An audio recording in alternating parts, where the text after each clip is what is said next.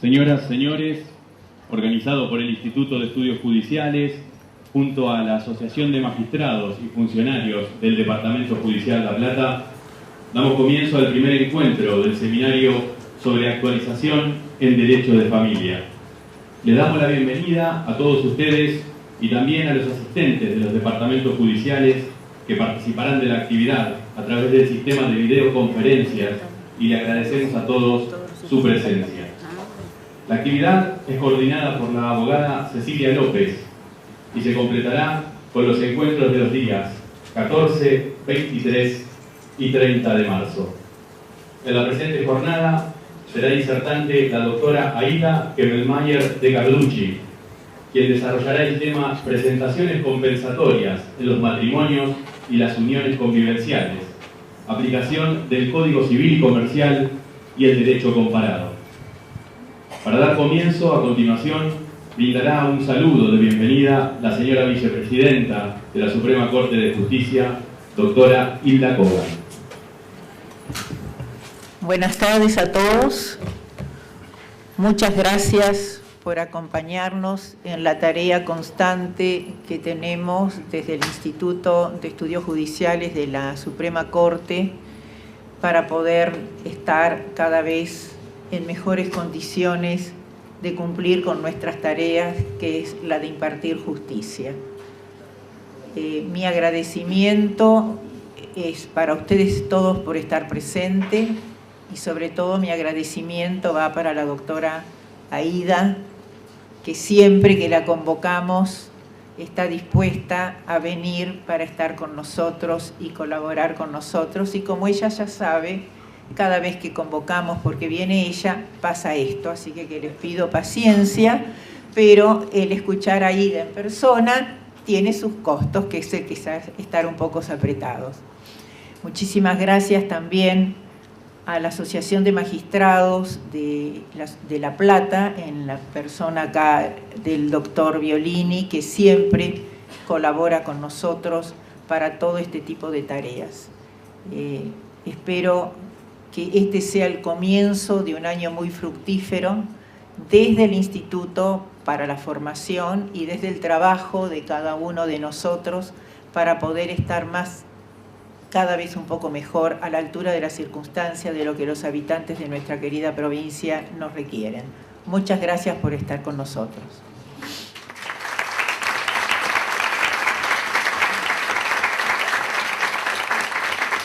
Seguidamente, también dará su saludo de bienvenida el señor presidente de la Asociación de Magistrados y Funcionarios del Departamento Judicial de La Plata, doctor Víctor Violini. Bueno, buenas tardes a todos. No voy a extenderme en el saludo, simplemente agradecerles a todos, agradecerle a Aida su presencia, a la doctora Hilda Kogan, y bueno, desearle que disfruten de la charla, que es una charla muy fructífera, escuchar la Aida, es muy fructífero y nos enseña un montón. Así que espero que lo disfruten, lo pasen bien, y bueno, y tratar de seguir siempre con este tipo de emprendimientos para beneficio de todos, ¿sí? El colegio, siempre repito lo mismo, el Colegio de La Plata está abierto para todos, las puertas de nuestro colegio están abiertas, y todos son bien recibidos y podemos colaborar entre todos en las distintas comisiones que tenemos en el colegio. Así que muchas gracias a todos.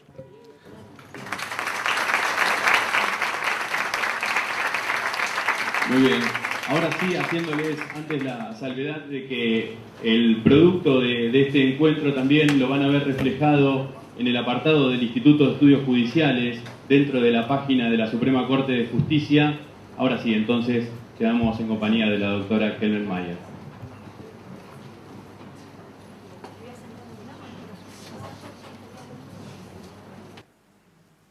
Muy buenas tardes.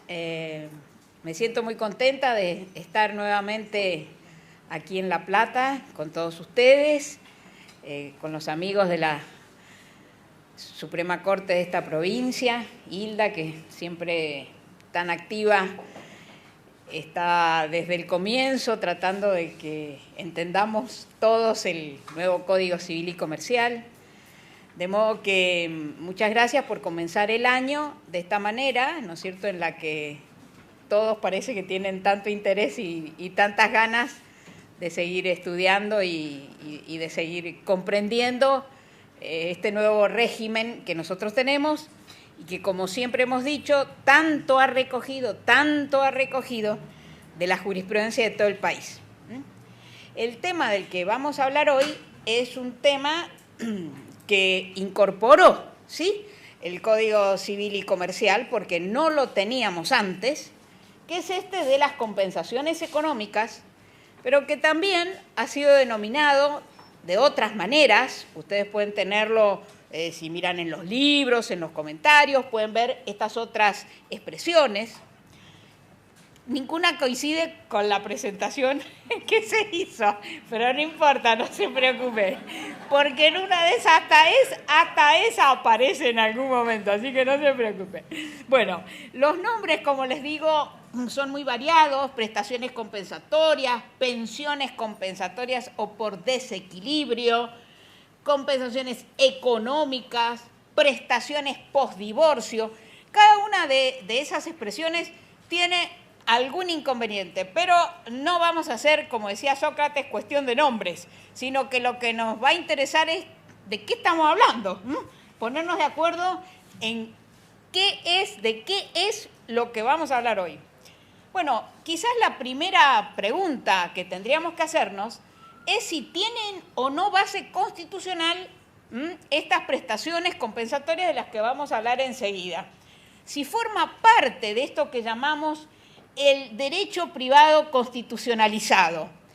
Y a mí me interesa especialmente esta pregunta porque se vienen escuchando algunas voces, y especialmente de grandes maestros del derecho de familia, como es el último artículo que publicó el querido maestro y reconocido doctor Belucio, que niegan esta expresión de derecho de familia constitucionalizado o privado constitucionalizado, sosteniendo que en realidad esto es un gran invento, que no tiene nada que ver, que nunca nadie discutió la constitucionalidad de las normas del Código Civil.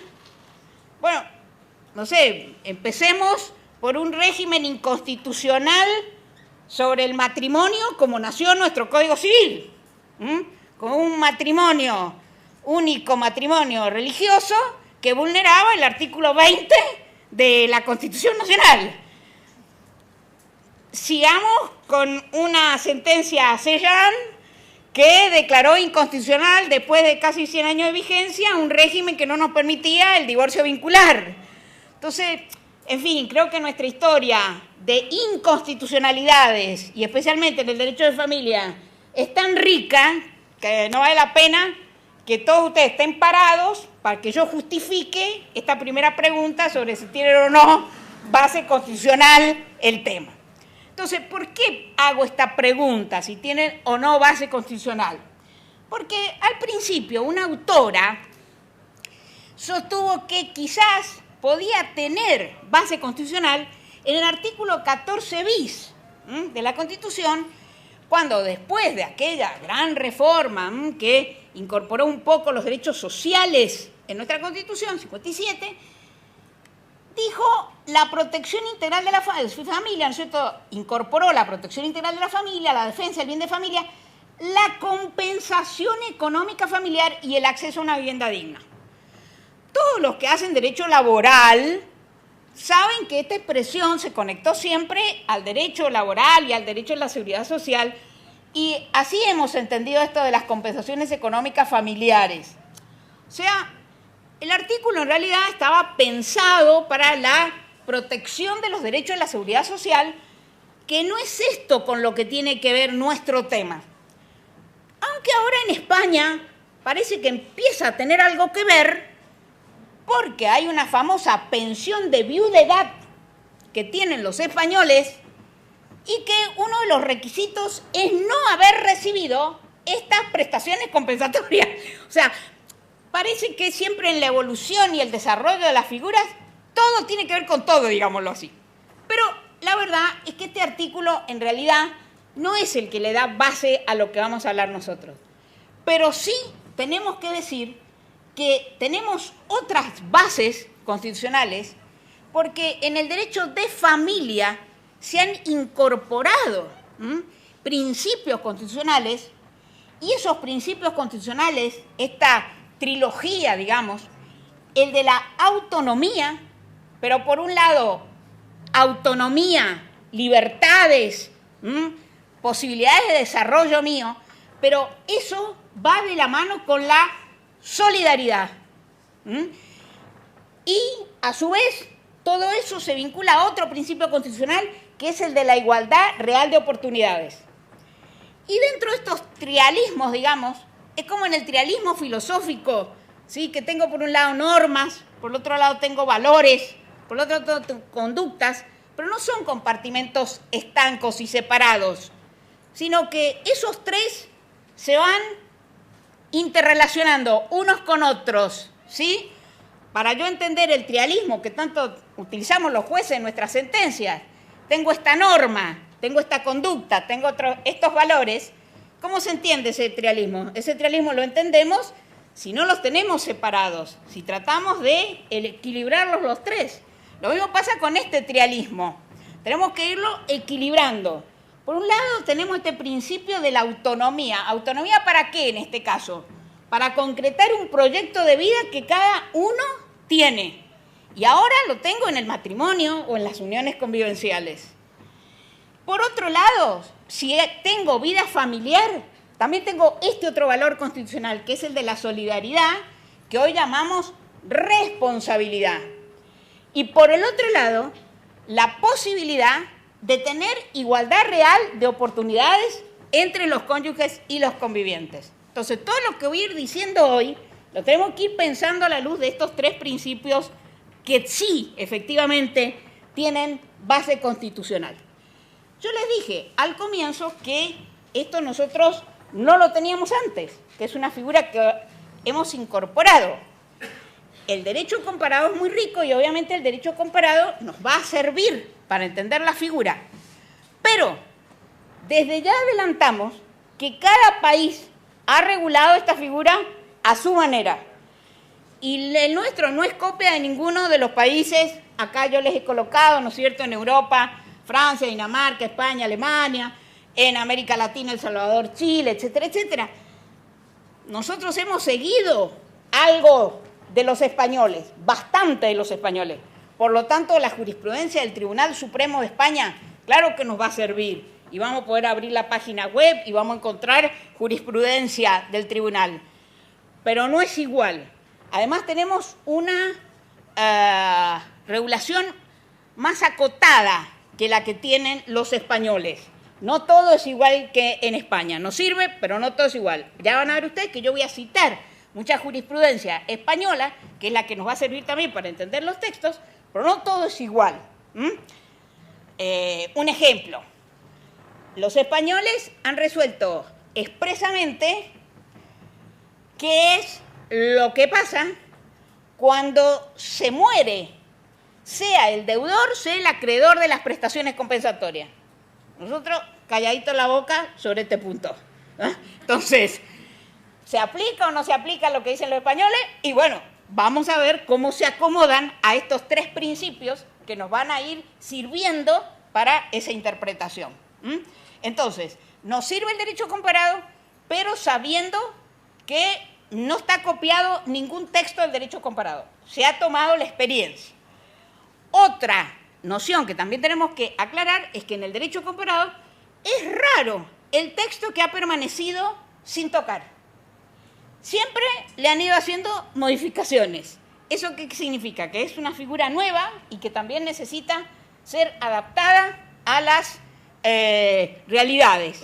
Ejemplo, los españoles, aparte de estas prestaciones compensatorias de las que vamos a hablar hoy, tienen para cuando se ha optado por el régimen de separación de bienes, que nosotros también podríamos estar optando hoy por el régimen de separación de bienes, porque cuando me caso puedo optar o por el régimen de comunidad o por el de separación.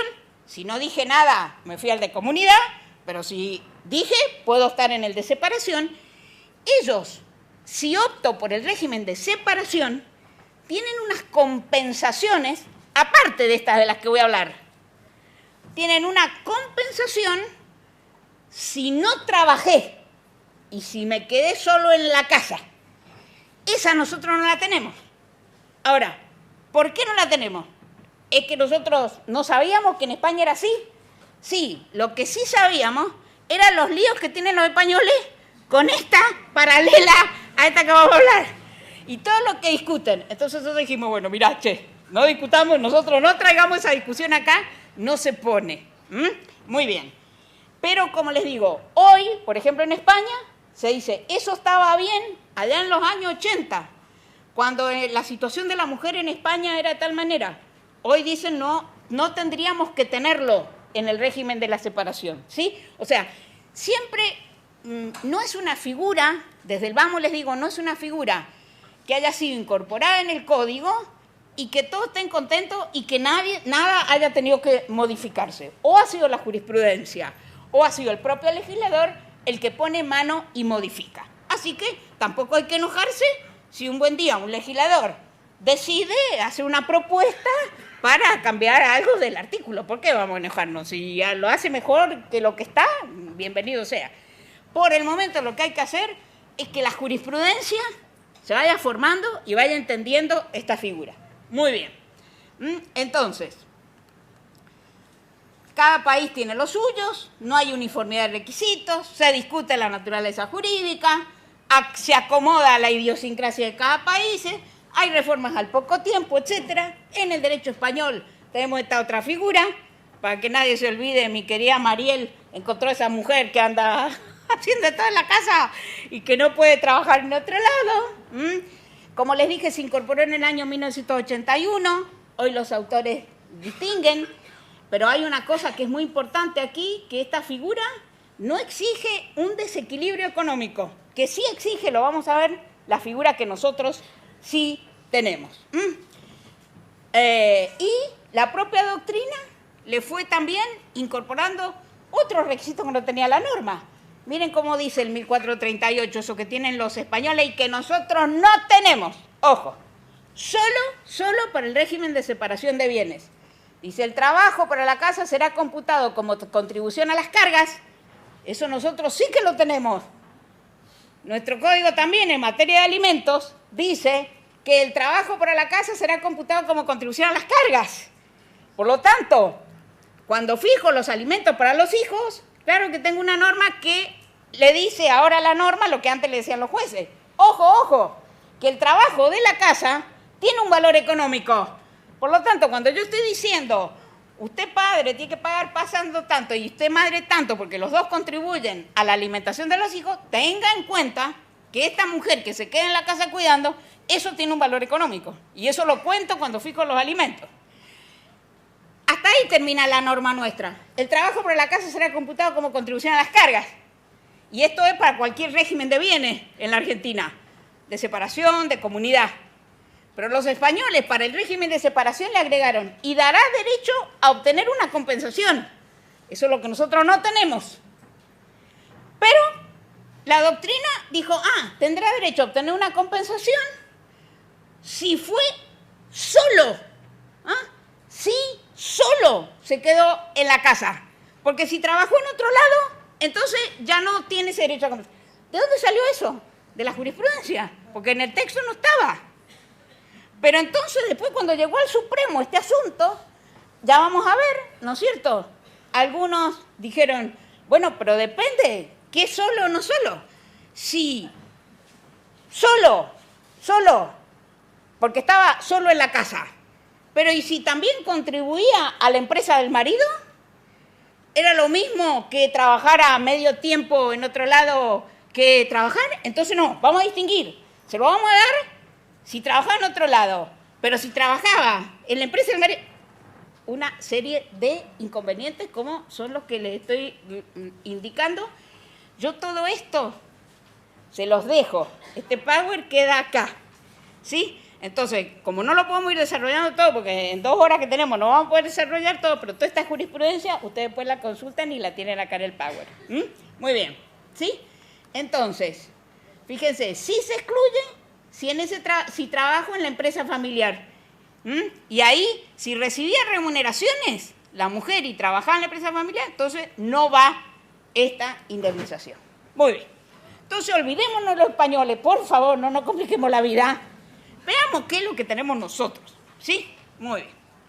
Entonces, ¿qué son? Yo les dije que esto estaba en Francia, también estaba. Entonces, los autores franceses, y sobre todo si es este señor Carbonnier, no puedo decir primadonna, pero primero entre los primeros, de Francia, fíjense cómo definía Jean Carbonnier a estas prestaciones compensatorias. Dice, la prestación compensatoria tiene por finalidad asegurar la restauración del equilibrio entre dos situaciones patrimoniales. O sea, ya tenemos entonces un primer concepto que nos va a guiar. Vamos a tener un desequilibrio. Con lo primero que nos vamos a encontrar es con un desequilibrio. ¿Desequilibrio entre quiénes? Entre los patrimonios de estos dos cónyuges. O, en el caso argentino, de los convivientes.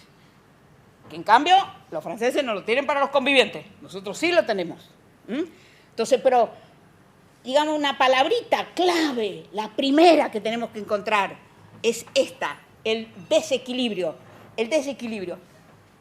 Pero lo interesante que dice Carbonnier es que dice, cuya disparidad era ocultada precisamente por la comunidad de vida.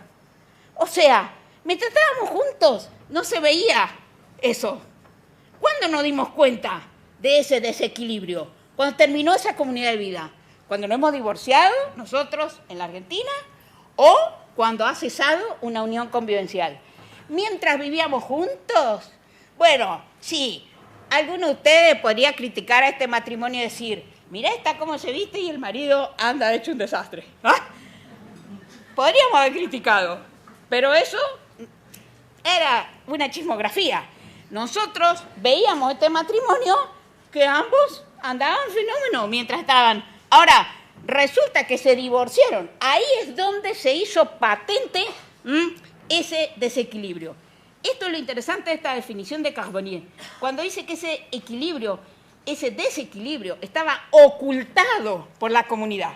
Y ahora estas prestaciones lo que nos va a servir es, dice él, para restaurar ese equilibrio del que nos dimos cuenta que se había roto solo cuando se produjo la disolución. Veamos otras definiciones que apuntan a otros elementos. Por ejemplo, Campuzano Tomé en España dice, prestación satisfecha normalmente en forma de renta periódica. Aquí ya nos aparecen algunos elementos. Normalmente en forma de renta periódica. Normalmente. Pero ya vamos a ver, en el derecho argentino puedo haber fijado yo una sola suma. Pero él dice, normalmente en forma de renta periódica.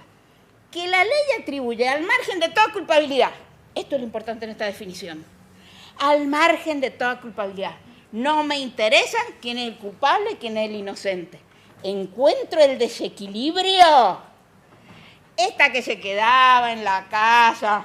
Vamos a ir poniendo el ejemplo típico. Margarita y Joaquín estudiaban en la Universidad de La Plata medicina. Margarita queda embarazada. Joaquín y Margarita deciden casarse porque ella está embarazada. Muy bien, tienen el derecho a optar por eso. O le vamos a decir a Margarita, o sea, idiota, anda y aborta. No le podemos decir eso. Muy bien. Han decidido con toda libertad casarse. Muy bien. Margarita deja la Facultad de Medicina. Deja la Facultad de Medicina. Una opción de vida de Margarita. Autonomía. Esa autonomía la que hablamos al principio. ¿Sí? Muy bien. Margarita deja la Facultad de Medicina. En cambio, Joaquín sigue. Y se recibe de médico. Y cuando Joaquín ya se recibe de médico, Margarita solamente tiene este hijo. Tiene otros dos más. Muy bien. Opciones de vida, plena libertad de la gente. Hay esas opciones de vida. Muy bien. Pero Margarita, que era estudiante en aquel tiempo, no solamente era estudiante, trabajaba la Margarita. Y Margarita tenía un sistema de seguridad social de ella que la atendía, si se enfermaba o lo que fuese. pero como se casó con este señor, pasó al sistema de seguridad de Joaquín y ha perdido su propio sistema de la seguridad social. Muy bien. Joaquín se recibe, se instala en una clínica con otros amigos, lo que fuera, va progresando. Vení, Margarita, a atender el teléfono, a ayudarme. Va Margarita para allá, también a atender el teléfono. Toda esta empresa que va para adelante, qué suerte que a la gente le va bien. Pero ahora los chicos ya son grandes, Margarita está fuera del mercado y Joaquín se enamoró de la otra médica que vino a trabajar con ellos. Más joven, no tiene panza, divina. Muy bien. O Margarita se pudrió. Dijo, basta. Se consiguió un amante, van por el río de la Plata. Y él le dijo, pero Margarita, ¿cómo me haces esto? Hay que divorciarse. Muy bien, hay que divorciarse. Nos divorciamos en el régimen anterior porque Margarita es una... Eso. Mirá cómo le hace eso a Joaquín. Y además, qué idiota, después de tantos años, recién ahora viene a encamarse con el tipo en el yate.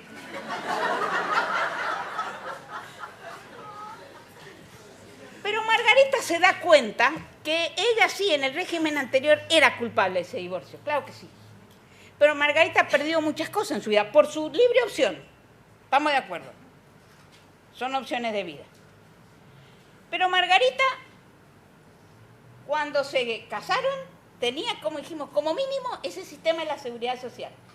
Él tampoco no tenía demasiadas cosas, no tenía nada. Margarita apoyó. Margarita ahora es una porquería de mujer. Pero, entonces, voy a mirar si verdaderamente hay un desequilibrio. Claro que hay un desequilibrio. Se casaron por el régimen de comunidad. Pero él ahora tiene ese proyecto de vida realizado, sigue para adelante, y la Margarita ha quedado ahí con ese amante en el yate que ya no la quiere tampoco. Entonces, ¿hay o no un desequilibrio? ¿Sí? ¿Hay o no un desequilibrio? Miren, esto yo lo hago porque pienso en Mendoza, en la siesta mendocina. Si en Mendoza a las 2:30 de la tarde le digo a la gente que venga, si no hago estos chistes, la gente se duerme. ¡Buah! Entonces, tengo ese desequilibrio. La pregunta es, Margarita, ¿va a poder reclamar estas compensaciones económicas de las que vamos a hablar? Y el régimen nuestro sí que las puede reclamar. Las va a poder reclamar si se dan todos los requisitos de los que vamos a hablar ahora. Pero es que ella es la culpable. No interesa.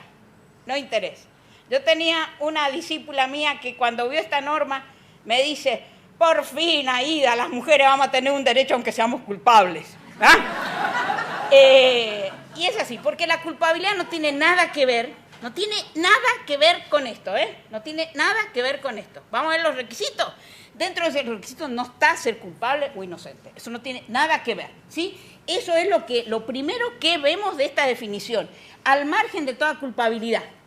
Al cónyuge dice que con posterioridad a la sentencia de separación o divorcio se encuentra debido a determinadas circunstancias, sean personales o configuradas por la ley de patrimonio, en una situación económica desfavorable en relación con la mantenida por el otro esposo y con la disfrutada durante el matrimonio, que es lo que veíamos en la definición de Carbonnier. Mientras estábamos juntos, todo estaba divino, ¿sí?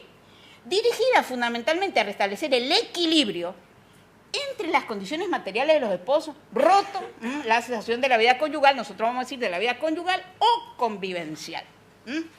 Esta otra definición de nuestra querida Encarna Roca, la mujer que está en el Tribunal Constitucional Español, dice, propicia la superación de la pérdida económica que el divorcio puede provocar en algunos de los cónyuges, especialmente cuando el matrimonio haya producido una desigualdad entre las capacidades de ambos de obtener ingresos. Miren a dónde ella apunta. Este ejemplo que nosotros hemos visto. Ahora, de aquí en más, ¿quién tiene posibilidad de obtener ingresos? Él los va a seguir obteniendo. Ella, vimos, sin ninguna posibilidad. Cuestión que en la mayoría de las oportunidades el régimen económico matrimonial resulta incapaz de solucionar. Claro que sí que resulta incapaz, Porque cuando yo divido la comunidad de bienes, no estoy pensando en la posibilidad que tengo después de adquirir bienes. Eso no tiene nada que ver cuando divido la comunidad de bienes. En cambio, para las prestaciones compensatorias sí que va a tener importancia. Otro español, otra definición, dice cantidad periódica que un cónyuge debe, ¿sabes? ¿Sí? O sea, ven viendo ustedes que en general, en España, en general, y cuando digo periódico, digo también que se va a extinguir, que no es para toda la vida. Estas prestaciones compensatorias no son para que yo me quede tranquila viviendo toda la vida de mi marido, ¿eh?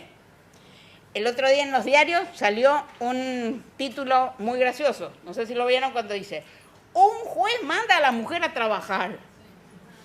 ¿Ah? ¿Por qué? Porque venía 12, 15 años cobrando y no, mijita, ya basta con esto. Ahora, última sentencia del Tribunal Constitucional. Sí, lo venís cobrando hace 12 años, pero ¿sabes qué pasa? Convinimos esta prestación compensatoria. Esta prestación compensatoria no fue impuesta por el juez, sino que fue convenida por las partes. Se convino por las partes cuando ella tenía 45 años. No hay en este convenio nada que me haga pensar que ustedes creyeron que esto iba a tener un plazo. Nada, nada. Hago una interpretación sistemática del convenio. Y ahora que ella tiene 61 y que está enferma y que no tiene ninguna posibilidad de nada, ¿vos me venís a pedir la extinción? ¿Qué estoy diciendo con esto? Que vamos a tener que ir viendo en cada caso cómo se van a ir presentando las cosas, porque ya vamos a ver la naturaleza jurídica, vamos a ver que no tiene prestación, no tiene naturaleza asistencial como la tienen los alimentos. No la tiene, sí, ma non troppo, porque vamos a ver que hay en algunas circunstancias que esa naturaleza asistencial va a tener un peso importante para resolver algunos problemas. Muy bien, ya estamos terminando. El primero que habló en Argentina, estamos terminando por el concepto, uno de los primeros que en la Argentina habló sobre las prestaciones compensatorias fue el profesor cordobés Eduardo Fanzolato. Fue el primero que empezó a decirnos: ojo, ojo con el 207, el viejo 207 de los alimentos a favor del cónyuge inocente. Esto ustedes lo copiaron de los españoles, pero los españoles acá estaban regulando las prestaciones compensatorias y ustedes han regulado los alimentos a favor del cónyuge inocente, que no tienen nada que ver. Entonces, él empezó a hablar de las prestaciones compensatorias y dijo que la prestación compensatoria civil consiste en el pago de una suma de dinero o de una cantidad periódica, generalmente mensual, que uno de los ex esposos debe abonar al otro para subsanar el desmedro en el nivel de la vida económico-social que sufre a causa del divorcio, para compensarlo por aquellos aportes o servicios o bienes que por su especial naturaleza no pueden ser justipreciados ni saldados en las operaciones de liquidación y partición del régimen patrimonial, matrimonial o de la comunidad convivencial. Bien, entonces ahora aterricemos en nuestro Código Civil y Comercial.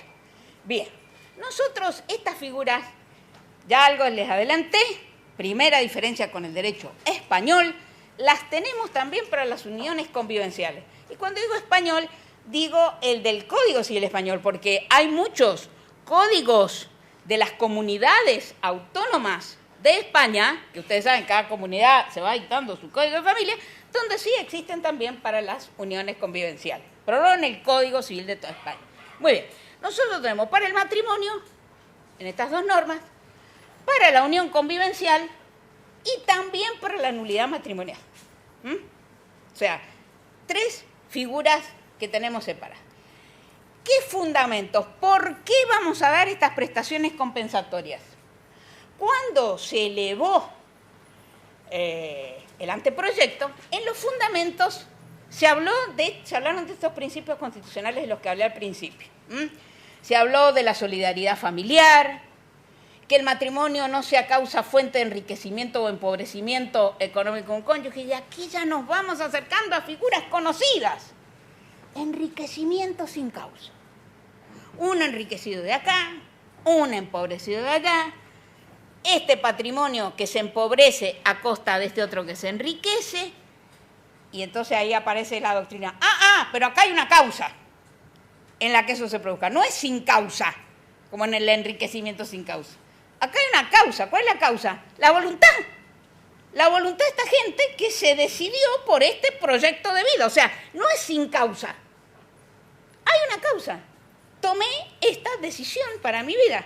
Fuiste una estúpida, te equivocaste, y bueno. Pero no es exactamente igual al enriquecimiento sin causa, porque no podemos decir que sea sin causa. Sin causa en el sentido del sin causa romano. Pero, aunque eso es así y acepto la crítica, hay mucho el enriquecimiento sin causa en estas figuras. Si ustedes se olvidan de este problema de la causa, van a ver que muchísimas cosas que se exigen en el enriquecimiento sin causa, también las vamos a exigir acá. ¿Vale? Entonces, se le parece y mucho. Bien.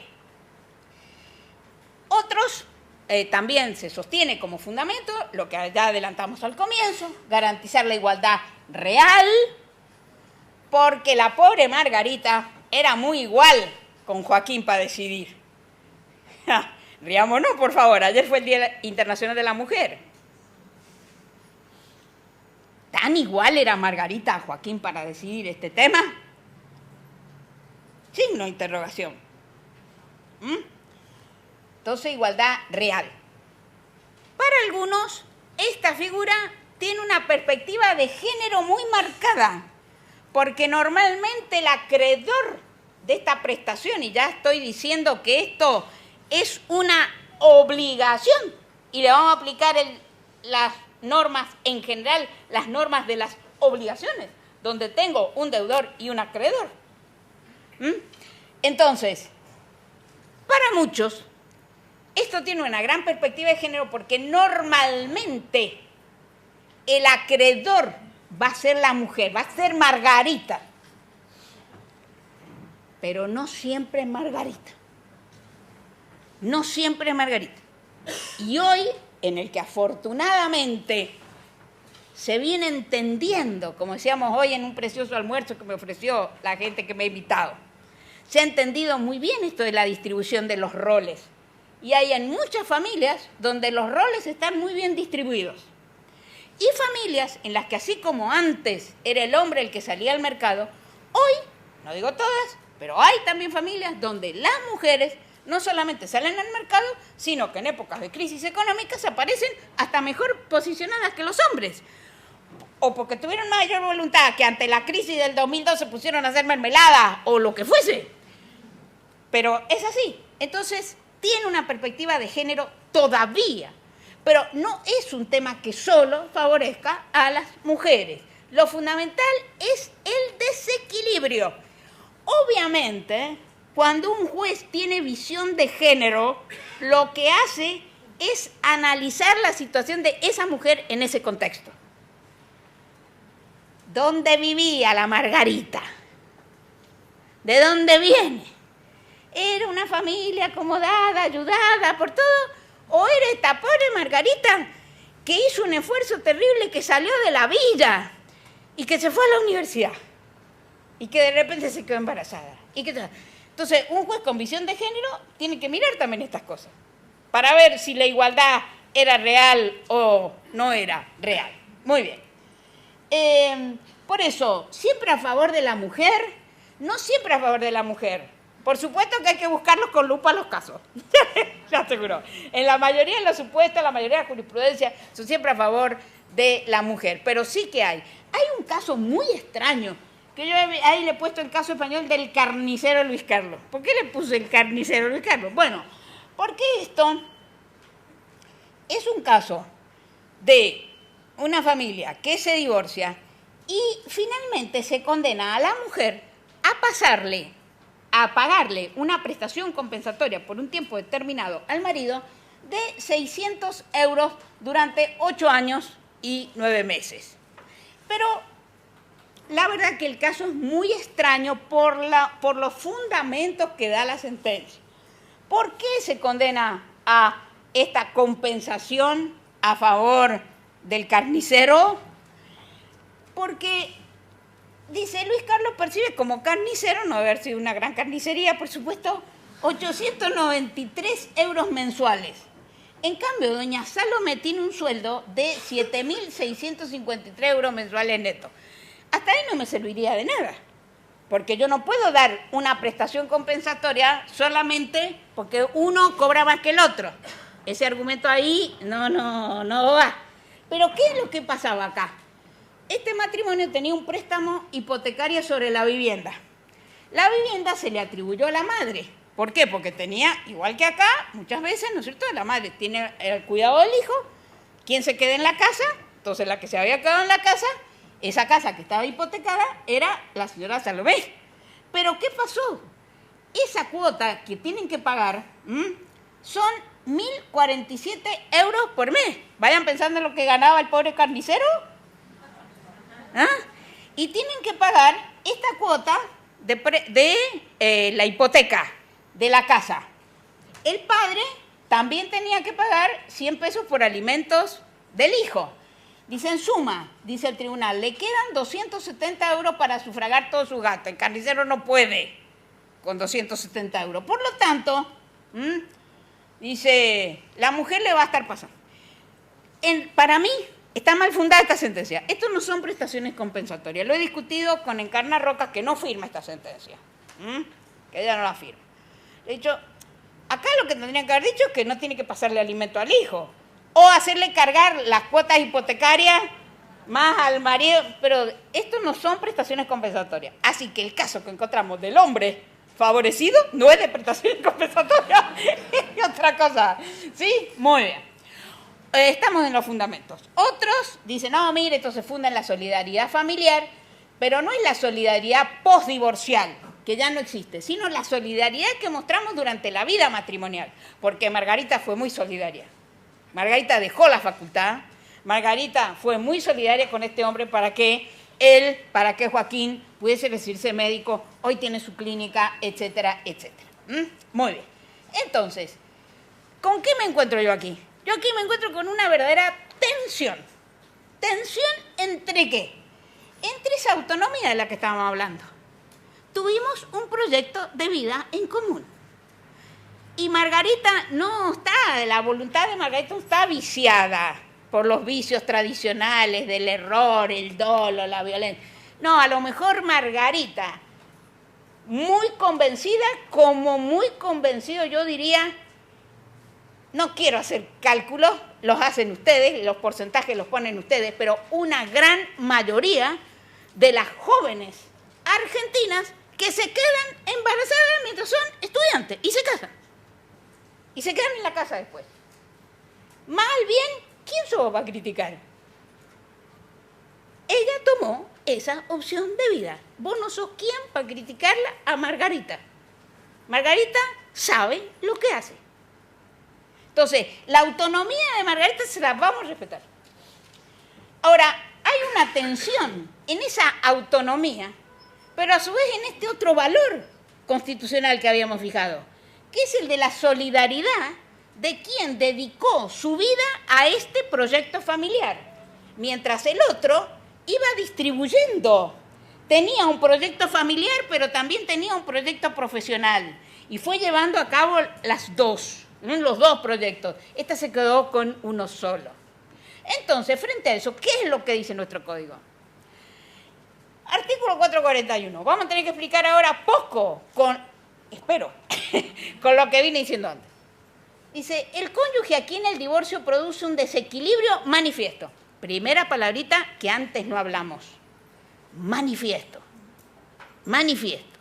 No es una cosa de, mirá, yo antes cobraba 1.000 y vos cobrabas 1.100. No, esta cosa no. El desequilibrio tiene que mostrarse de manera evidente. Esto no es para andar haciendo pleito cualquier cosa. Por eso es como si sacáramos una fotografía.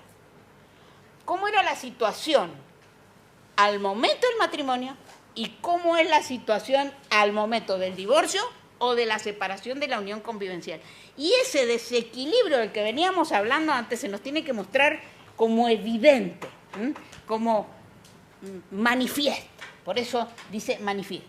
que signifique que el empeoramiento de su situación y que tiene por causa adecuada, por eso decíamos al comienzo, claro que tiene causa, claro que se diferencia del enriquecimiento sin causa, tiene por causa adecuada que el vínculo matrimonial y su ruptura. El vínculo matrimonial, porque si no se hubiese casado, Margarita no hubiese dejado la facultad. Dejó la facultad, dejó el empleo, dejó todo porque se casó con este hombre. Convengamos, pues se había quedado embarazada, pero se casó porque se había quedado embarazada. Muy bien, tiene el vínculo matrimonial y su ruptura. ¿Por qué su ruptura? Porque lo miro al momento de la ruptura, porque dijimos que durante la vida esto estaba oculto. ¿A qué tiene derecho? A una compensación. ¿En qué puede consistir la compensación? La compensación puede consistir en una prestación única. Eso sería lo ideal. Que nos compensen de una sola vez. Se terminó el juicio, acá está, punto, basta. Pero todos sabemos que las cosas no son así. No siempre tenemos plata para pagar de una sola vez. Entonces, puede consistir en una prestación única, en una renta por tiempo determinado, excepcionalmente por plazo indeterminado. La regla es que el juez le tiene que fijar un plazo. ¿Y por qué el juez le tiene que fijar un plazo como regla? Porque esto no es un seguro de vida ni una renta vitalicia para tirarme en la playa. Y porque se supone que cuando me divorcio, cada uno de los cónyuges tiene autonomía suficiente para hacer su vida. Y cuando digo autonomía, no solamente la libertad, la autonomía económica. Entonces, la regla es que solo excepcionalmente va a ser por plazo indeterminado. ¿Puedo pactarlo por plazo indeterminado? Claro que puedo pactarlo por plazo indeterminado. Como ese ejemplo que les puse de España. Claro que lo puedo pactar por plazo indeterminado. Pero si no lo he pactado, si lo fija el juez, normalmente el juez lo que va a fijar es un plazo. Excepcionalmente el juez lo hará por plazo indeterminado. ¿Cuáles serían esas causales excepcionales? Por ejemplo, el caso que tuvieron ustedes acá en ese maravilloso voto del doctor de Lázari, pero que como la figura no estaba incorporada, no pudo condenar a pagar eso. Pero esa mujer que cuando se casó tenía sistema de seguridad social y ahora cuando se divorcia no, que está enferma, que no tiene posibilidad de ingresar al mercado laboral ni las tendrá, que lo que recibe de la comunidad de bienes, con la división de la comunidad de bienes, no alcanza para nada. Entonces, ¿qué es lo que está viendo el juez ahí? Y o fijo esa compensación o se la mando a la seguridad social del Estado. No me queda otra. Pero la regla es que va a ser siempre por plazo determinado. ¿Qué dice el Código? Puede pagarse con dinero, con el usufructo de determinados bienes. Yo puedo constituir un usufructo, este cónyuge obligado, Joaquín, ¿no? Puede decir, bueno, mira, yo tenía estos 2 departamentos que me dejaron mis viejos, constituyo un usufructo sobre estos 2 departamentos y todo lo que se recoja por alquiler y por edad, esto va a vos como prestación compensatoria. ¿Sí? Muy bien. O de cualquier otro modo que acuerden las partes o decide el juez. O sea, una fórmula abierta para encontrar la mayor eficacia posible. Ahora, para que el juez fije, se me tienen que haber dado estos requisitos que yo tengo acá. El desequilibrio manifiesto, que significa un empeoramiento de su situación y que tiene causa adecuada en el vínculo matrimonial o su ruptura. Eso es lo que va a fijar el juez para ver si le hace lugar o no le hace lugar. Ahora vamos a ver, cuando el juez está convencido de que hay que fijar esa prestación compensatoria, porque se dan esos requisitos, ¿cómo la fija? ¿Sobre qué pautas? Entonces el 442 dice, a falta de acuerdo, siempre el acuerdo, la autonomía, la posibilidad de decidir. A falta de acuerdo, en el convenio regulador, el juez debe determinar la procedencia y el monto de la compensación económica sobre la base de diversas circunstancias, entre otras, enumeración. Ya vamos a ver cómo se le parece al derecho español. Entre otras, ¿qué? Y fíjense también cómo se parece al viejo 207, que como dijimos al comienzo, Cuando se modificó la ley 23.515 lo sacaron de las prestaciones compensatorias españolas y no de la prestación alimentaria. Entonces, primero, ¿qué voy a tener en cuenta? El estado patrimonial de cada uno de los cónyuges al inicio y a la finalización de la vida patrimonial, lo que expliqué al comienzo. Te saqué una foto de la situación cuando nos casamos y voy a sacar ahora una foto de la situación ahora en el momento del divorcio. La dedicación que cada cónyuge brindó a la familia y a la crianza y educación de los hijos durante la convivencia.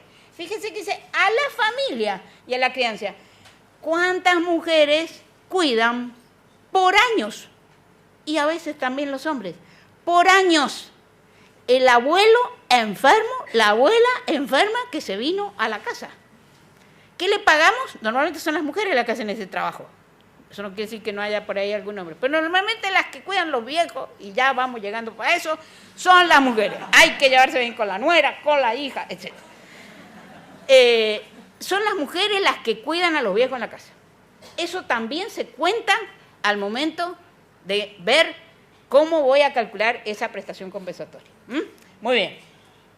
A la familia, a la crianza y educación de los hijos durante la convivencia y la que debe prestar con posterioridad al divorcio. Estos hijos son todavía chiquitos, son grandes. Este viejito que está en la silla de ruedas, sigue en la silla de ruedas, pero puede vivir hasta los 100. ¿Y quién se va a hacer cargo? Mirá, ya que estamos, seguite, porque el papá está acostumbrado a vos, ¿sí? Muy bien. La edad y estado de salud de los cónyuges de los hijos. Esta mujer que llegó a la Corte de la Provincia de Buenos Aires, en el voto del doctor de Lázari, insistimos, una mujer con una salud totalmente vulnerable. La capacitación laboral y la posibilidad de acceder a un empleo del cónyuge que solicita la compensación económica. Margarita, ¿en qué año estabas de la facultad? Te quedaba un año. Todavía no te olvidaste cómo se ponen las inyecciones. Ahora, podés entrar, podés terminar en una carrera, en una enfermería, etcétera, etcétera. O sea, todo esto lo voy a tener en cuenta. La colaboración prestada a las actividades mercantiles, industriales o profesionales del otro cónyuge. Sí, hasta atendía el teléfono la Margarita de la clínica, hasta que llegó esta desgraciada de la médica joven. B, la atribución de la vivienda familiar. Por eso decíamos en el caso del carnicero. ¿Ven? ¿A quién le hemos atribuido? La atribución de la vivienda familiar. Y si cae y si recae sobre un bien ganancial, un bien propio o un inmueble arrendado. Y en el último caso, ¿quién abona ese canon? La acción para reclamar la compensación económica caduca a los 6 meses de haberse dictado la sentencia de divorcio. Un plazo de caducidad. No se interrumpe ni se suspende. ¡Ay, cómo nos han criticado! ¿Cuál es la crítica de esto? Un plazo muy breve. Y es muy breve porque yo tengo la sentencia de divorcio y después tengo que hacer las operaciones de liquidación. Y en la operación de liquidación donde en una de esas me voy a dar cuenta si está ese desequilibrio o no está ese desequilibrio. Y todo eso me puede llevar mucho tiempo y los 6 meses. Entonces, ¿qué es lo que han dicho los jueces ahora? Para solucionar este problema, no procede la excepción de inhabilidad de título si yo pido compensaciones y no fijo monto en la demanda. Vengo y le digo al juez, mire señor juez, yo vengo a pedir porque sé que acá hay un desequilibrio muy grande. No pido el monto todavía, porque eso lo vamos a fijar ahora. ¿Puedo hacer eso? Normalmente, ¿qué nos dicen los códigos de procedimiento? En la demanda hay que fijar el monto de la demanda, ¿no es cierto? Y si no la fijamos, ¿qué es lo que nos dicen los jueces tradicionales? Excepción de inhabilidad del título, porque el otro no tiene posibilidad de defensa, porque no sabe cuánto monto, esto, el otro. Acá, señores, está muy bien lo que dijeron los jueces. No procede la excepción de defecto legal, perdón, dije inhabilidad de título. No procede la excepción de defecto legal. No procede la excepción de defecto legal porque esta mujer tiene que todavía seguir haciendo los cálculos de lo que está pasando y tengo un plazo de caducidad que no se suspende ni se interrumpe. ¿Ven cómo los jueces ya empiezan a adecuarse a la figura? ¿Por qué fijamos un plazo tan breve? Fijamos un plazo tan breve porque no queremos que la eliminación del divorcio contencioso se entre por la ventana con el contencioso de las prestaciones compensatorias. Por eso el Código pide que el desequilibrio sea manifiesto y fija un plazo de caducidad breve, para que esto no se convierta en el post-litigio. Además, en el derecho español, lo tengo que pedir, la compensación la tengo que pedir con el divorcio. Ahí sí que estamos embromados. Nosotros le hemos dado un plazo de 6 meses después de la sentencia, porque ahí durante el juicio entre comillas, porque todos sabemos lo rápido que es ahora el proceso de divorcio, pero por lo menos tenemos un momento que es la sentencia y a partir de ese momento entonces tenemos los 6 meses. Bien, respecto de las pautas que vamos a tener en cuenta, fíjense, yo les puse acá el Código Español de un lado, el Código nuestro, para que ustedes vayan viendo las diferencias, para que sean conscientes de que no está bien. Cuando tengan un caso de esto, efectivamente lo primero que tienen que ir a hacer es meterse en la página web del Supremo de España y ver la jurisprudencia del Supremo. Nos va a ayudar mucho, claro que nos va a ayudar. Pero no es cuestión de transponerla en forma automática esa jurisprudencia, porque el texto no es igual. Fíjense, el 97 de los españoles, el cónyuge al que la separación o el divorcio produzca un desequilibrio económico, nosotros tenemos manifiesto. Pero también los españoles le piden manifiesto. Nosotros lo hemos sacado eso de la jurisprudencia. En relación con la posición del otro, dice, nosotros no se lo pusimos porque nos parecía que era más que evidente eso. ¿En relación a qué? Y a la situación del otro. Que significa un empeoramiento de su situación, todo eso es igual, por causales de cual vínculo matrimonial y su ruptura, ¿sí? Y acá en la fijación, esto es lo que me interesa mostrarles, las diferencias, disculpen lo chiquito que es, ¿ya? Pero esto después ustedes lo tienen. Yo acá les he ido poniendo cada inciso del Código argentino al inciso del Código español que corresponde. Así que cuando tengan como sé que es muy chiquito y no lo van a alcanzar a ver, porque si lo ponía en varias diapositivas no se veía bien. Y tampoco se ve bien así de chiquito, así que no sé cuál es la mejor solución. Pero no importa, todas las opciones son malas. Pero aquí tienen ustedes, van a tener ustedes el inciso al que se corresponde. De modo que cuando busquen esa jurisprudencia del Supremo de España, puedan ir viendo a cuál inciso se corresponde cada uno. Bien, entonces, esta figura, hasta aquí que venimos charlando, tendríamos que separarla, distinguirla de los alimentos, del enriquecimiento sin causa, de los daños y perjuicios y de otras figuras. Ya he venido yo hablando de esto, así que los que están parados, no se preocupen porque no las vamos a desarrollar, porque ya hemos venido diciendo mucho. Vamos a separarla bien de los alimentos, esto sí es importante. Y les insisto, ¿por qué es importante? Es importante porque nosotros en la vieja ley 23.500, ya decimos vieja, 23.515, los habíamos confundido. Veamos las diferencias y vamos a ir resumiendo lo que hemos estado aprendiendo hasta ahora. Digo, lo que hemos estado aprendiendo, los que nunca habían visto estos artículos antes. Acá yo veo muchas caras de gente que todo esto dice, ¿y esta para qué se vino de Mendoza? Bueno, entonces, cuando yo pido alimentos, lo que tengo que probar es necesidad del que los pide y posibilidades económicas del que los tiene que pagar, ¿sí? Esto no son los presupuestos de las compensaciones económicas. Yo no hablé ni de la necesidad ni de la posibilidad que tiene el otro de pagarla. Por supuesto que si el otro no tiene posibilidad de pagar nada, más vale, ¿para qué me voy a meter en un juicio? ¿No? Va a tener una sentencia que después cuelgo dónde. ¿Sí? Pero no son requisitos ni presupuestos de la acción. El presupuesto de la acción es el desequilibrio patrimonial, como ya lo venimos señalando. ¿Sí? ¿Qué caracteres? Y esto es importante. El crédito por alimento es inherente a la persona. No se puede ceder, no se puede compensar, no se puede transar, no se puede embargar con anterioridad.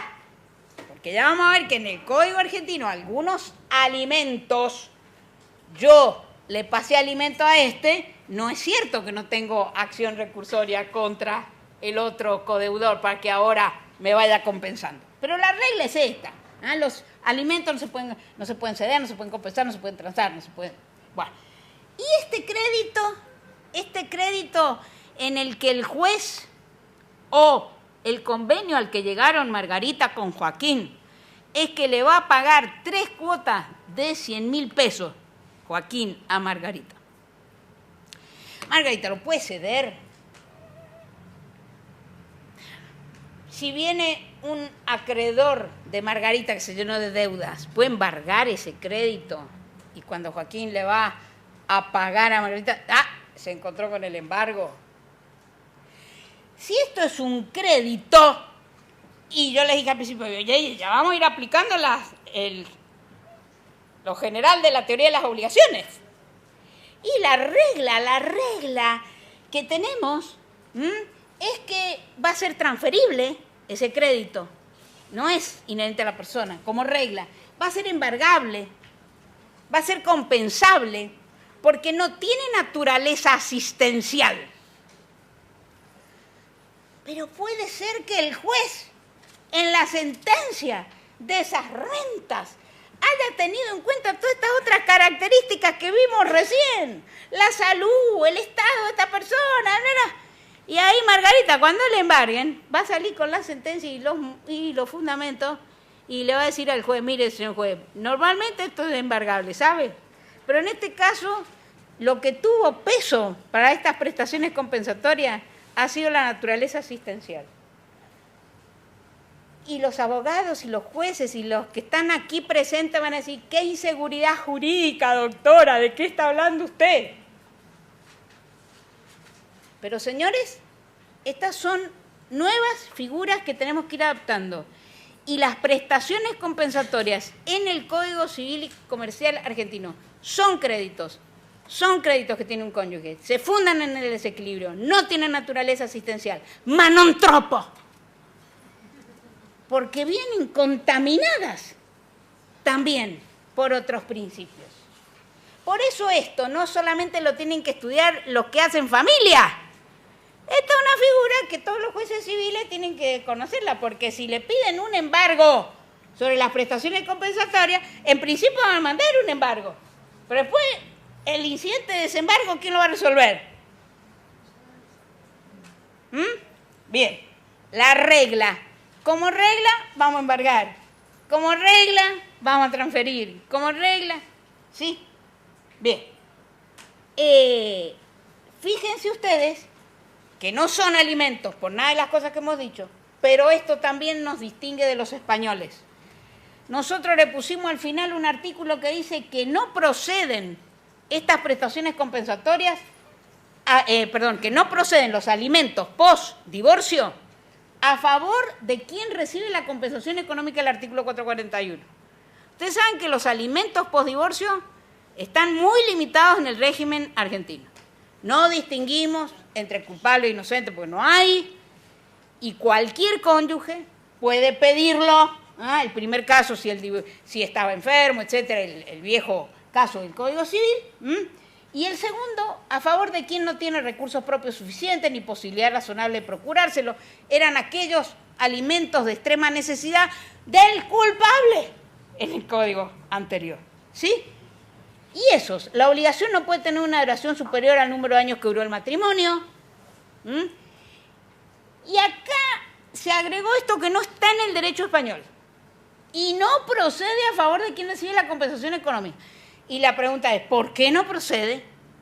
No acaba de decir usted que no tiene nada que ver los alimentos con las prestaciones compensatorias. ¿Por qué no procede si son dos cosas diferentes? No procede porque es una figura nueva, insistimos, que queremos que se mantenga dentro de ciertos cánones, que no se me rebase. El argumento es de tipo práctico, que no sea otro elemento de conflictividad. Tenés que elegir qué querés. Si los alimentos, si se dan estos requisitos de la necesidad, o las prestaciones compensatorias. ¿Por qué me hace elegir? Te hago elegir porque la figura jurídica está regulada así. Para que elijas, para que no hayan conflictos posteriores. Bien. En España, por ejemplo, después de todo lo que hemos dicho, veamos algunas sentencias, dice, tiene una finalidad reequilibradora, lo esencial es la desigualdad, no hay que probar la existencia de necesidad, porque no son alimentos. La Sala Primera dice, su finalidad es establecer el equilibrio y no ser una garantía vitalicia del sostenimiento para perpetuar el nivel de vida del que venían disfrutando. Por eso hemos puesto ahí la Mafalda, que Mafalda que no es la Susanita, a la Susanita sí, que le encantaría toda la vida ahí. Bien, entonces, nos vamos a pasar, estos son todos. Igual criterio en el common law pusimos acá. Esta la noticia de la que hablábamos recién. En el mundo del trabajo, dijo el juez, este juez le dice, en el mundo del trabajo tiene posibilidades infinitas, un gran número de mujeres con hijos lo consiguen cada día, y eso es lo que debería ser Miss Wright. No creo que sus hijas vayan a sufrir porque ella trabaje. Eso les dará un buen modelo de comportamiento. Dice, deniego también las otras razones que da sobre sus responsabilidades con los animales, los árboles o la limpieza. Sí, la señora Wright decía, porque yo tengo que cuidar el perro, tengo que cuidar el jardín. La señora Wright no ha hecho ningún esfuerzo por buscar trabajo o poner al día sus habilidades, porque ha dado por un hecho que sería mantenida de por vida. Es esencial que comience a trabajar ya. Bueno, y dice el juez ahí, la pensión por divorcio ha dejado de ser un vale gratis para toda la vida. Y yo creo que esto hay que decirlo con toda la letra, está muy bien. Ahora, yo la firmo esa sentencia, firmo al lado del juez, todo eso. Pero tengo que mirar el caso y qué pasa con la señora Wright. ¿Quién es la señora Wright en el derecho argentino? Son los clientes que normalmente tenemos los jueces de familia, y cuando digo los clientes, son estos que ni abogados tienen. Esta señora Wright que viene, ¿cómo se llama esta señora Wright? ¿Quién es la señora Wright en el derecho argentino? Es la que viene de la villa, no sé cómo se llamará acá, alguna de las villas que tienen acá en La Plata. A esta señora la vamos a mandar a trabajar, si a lo mejor se la pasó trabajando toda la vida la señora Wright. Era el tipo el que estaba borracho en la casa. Bien. Entonces, tampoco son una indemnización por responsabilidad, porque dijimos que no tiene nada que ver la culpa. Tampoco podríamos decir que está fundada en el riesgo creado, que el matrimonio es un riesgo, eso ya sería demasiado. Ni tampoco un instrumento de igualación de los patrimonios entre los esposos. No es cuestión de dejarlos iguales, ese no es el criterio. Por lo tanto, no pretenden lograr un equilibrio exacto luego del divorcio, ni garantizar el nivel de vida que tenía antes. Tampoco se trata de una especie de derecho adquirido a mantener una posición económica, nada de eso. En España van a encontrar muchas sentencias que dicen esto mismo que vamos diciendo. Entonces, también, como dijimos al comienzo, tiene mucho que ver con el enriquecimiento sin causa. Nuestro derecho ahora regula el enriquecimiento sin causa como figura específica. Por ejemplo, en el 528 dice, a falta de pacto, los bienes adquiridos durante la convivencia, ahora ya no estamos pasando a las uniones convivenciales, se mantienen en el patrimonio al que ingresaron sin perjuicio de la aplicación de los principios generales relativos al enriquecimiento sin causa. Fíjense, como también tenemos el enriquecimiento sin causa en las uniones convivenciales. Esto es un gran remedio para la unión convivencial, que también nos han criticado. ¿Por qué no se rigen análogamente por los principios de la comunidad de bienes? Y porque si te hago regir análogamente a la unión convivencial por la comunidad de bienes, no es cierto que tenía una opción de casarme o no casarme. Porque me case o no me case, me va a hacer regir por la unión convivencial. Pero sí, el enriquecimiento sin causa es uno de los remedios que voy a tener para ir solucionando el problema. Bien, entonces, ¿qué caracteres tiene? Ya lo fuimos enumerando, es una obligación. Está sujeta al principio de rogación. Procesalmente diríamos al principio dispositivo. El juez no me lo puede fijar de oficio, lo tengo que pedir. En Chile hay una especie de obligación del juez en el juicio de divorcio de decirle a las partes que el Código Civil chileno tiene la figura de las compensaciones, para que la gente la sepa. Cuando nosotros dijimos, ¿y esto lo ponemos o no lo ponemos? Porque a nosotros, claro que nos preocupa mucho la información y el conocimiento que la gente tenga de las nuevas figuras. Esto existe en el derecho chileno, como les acabo de decir. Pero los chilenos discuten muchísimo. Algunos sostienen que la norma es inconstitucional directamente por ponerlo al juez en la obligación de informar efectos jurídicos que tiene el divorcio cuando me encuentro con dos personas que son plenamente capaces, que tienen abogados, etcétera. O sea, la responsabilidad no debe ser del juez, la responsabilidad es del abogado de estar al día. Bien, entonces es un derecho personal, no hay, pero es un derecho personal. Por lo tanto, no hay subrogación de los acreedores del no favorecido. O sea, los acreedores de Margarita no se pueden subrogar en los derechos de Margarita para reclamar, sino que es Margarita la que tiene que reclamar. Y tanto es personal que no se duda que cuando Margarita se muere, si es una renta y si especialmente era por tiempo indeterminado, se extingue esa deuda. Y en eso se le parece a los alimentos. ¿Y por qué se extingue? Diverso, lo estamos estudiando, pero parece que hay que distinguir entre rentas por tiempo indeterminado, que seguramente tienen en cuenta, aunque son excepcionales, pero tienen en cuenta estas circunstancias personalísimas, como dijimos recién, que aquellas otras que se dicen son 3 cuotas, tantos pesos, tantas cosas.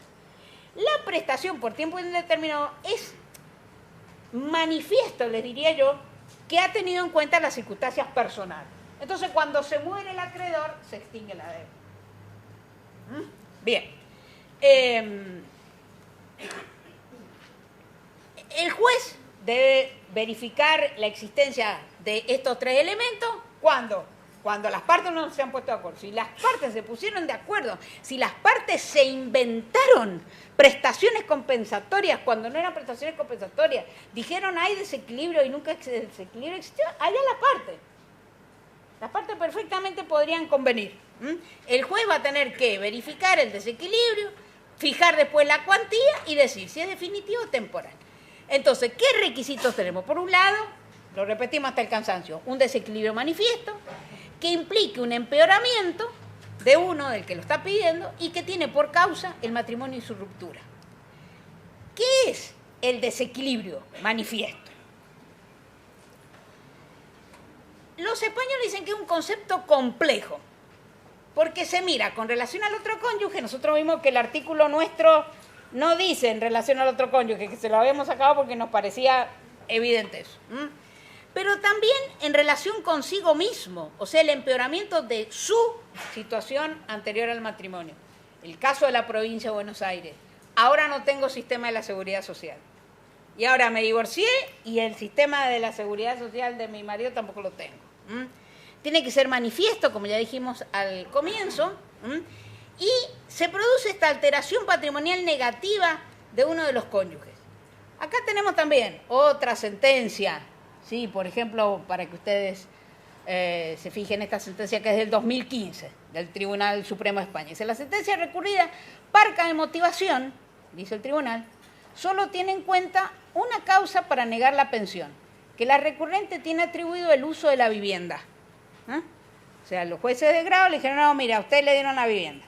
Pero dice el Supremo, ojo, no tuvo en cuenta que la vivienda se le atribuyó porque tiene la guarda de la nieta. Que dedicó a la familia 39 años, que tiene 65 años, que los ingresos son notoriamente desproporcionados entre un cónyuge y el otro. Y el reproche de que ella podría haber trabajado como él a jornada completa es inconsistente, porque han tenido 3 hijos, tienen acogida a una nieta, y obviamente ustedes vayan llevándolo a los casos que lo tienen en los tribunales, ¿no es cierto? Y obviamente la llevanza de labores diarias del hogar hacia una muy gravosa dedicación laboral en las mismas condiciones de los trabajos que del marido. Pero después de todo esto, ¿qué le dieron a esta mujer en el año 2015? 200 euros mensuales. Saque la cuenta. Bueno. ¿Cuándo debe existir ese desequilibrio? Al momento de la ruptura. Se discute si esa ruptura es la sentencia de divorcio o puede ser que se separaron de hecho antes. ¿Sí? Esta era una pareja que se separó de hecho, vivió mucho tiempo separada de hecho y después se divorcia, como muchos casos que nos llegan a los tribunales. ¿Cuándo tengo que sacar la foto? ¿Al momento de la separación de hecho o al momento de la sentencia de divorcio?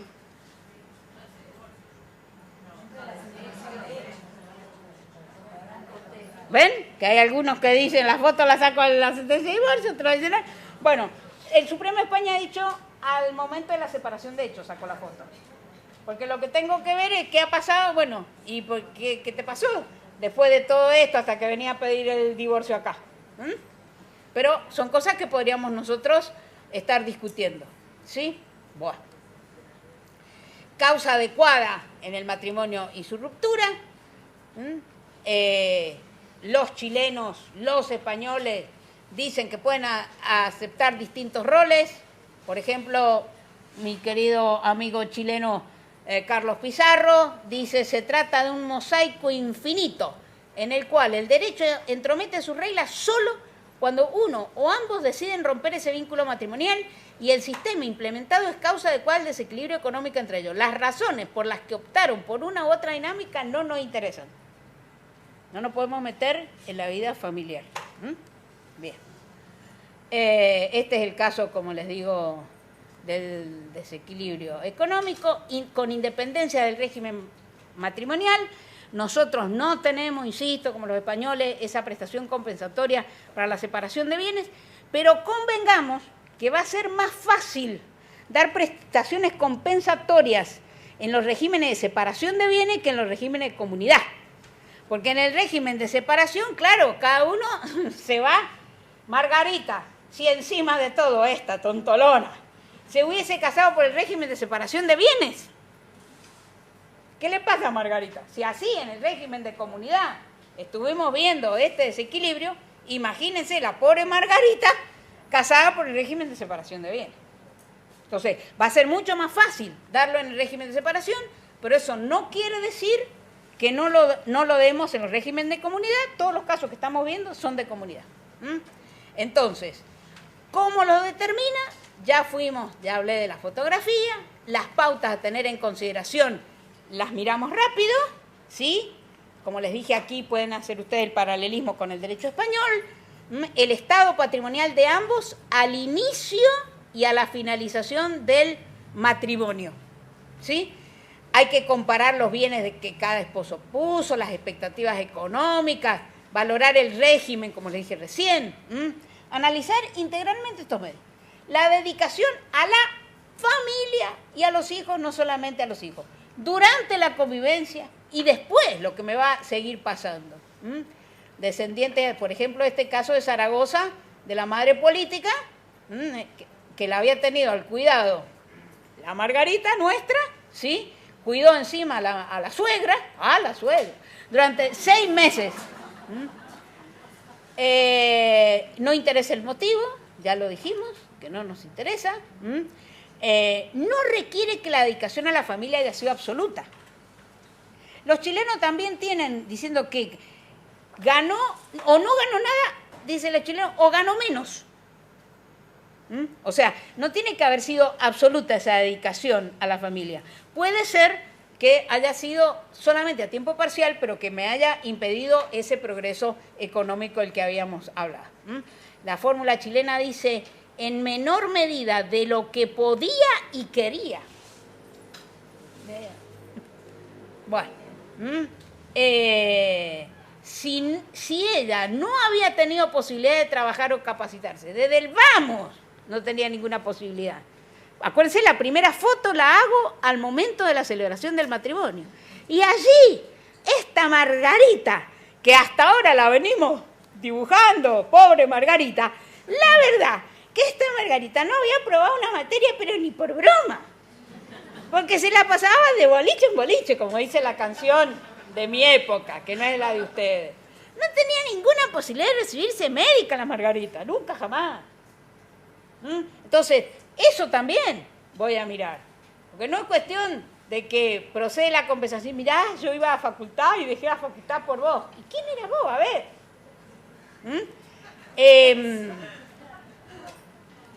El estado y edad de salud de ambos, de los hijos. Al momento no es lo mismo tener un hijo discapacitado que tener hijos sanos, todos lo sabemos bien.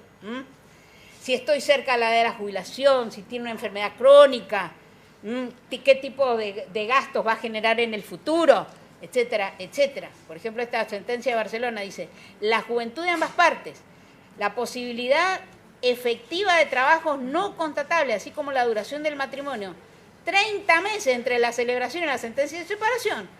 ¿Qué le parece que va a decir el tribunal? No, no es cierto, lo va a decir que no. Llevan al tribunal a afirmar la inexistencia de un desequilibrio que va a ser compensado. La capacitación laboral, la posibilidad de acceder a un empleo. Acá también tenemos una sentencia que dice la mera circunstancia de poseer título académico profesional que potencialmente permita acceder a un trabajo no es suficiente. Deben existir posibilidades reales de desarrollar la actividad por la que está calificado. Tengo un título divino de director de cine.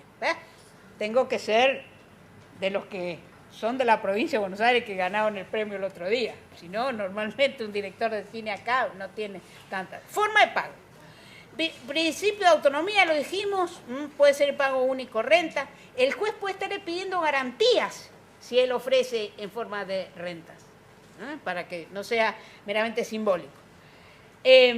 Por eso el 441 dice, puede pagarse con dinero, con su fruto, o de cualquier otro modo que pacten las partes.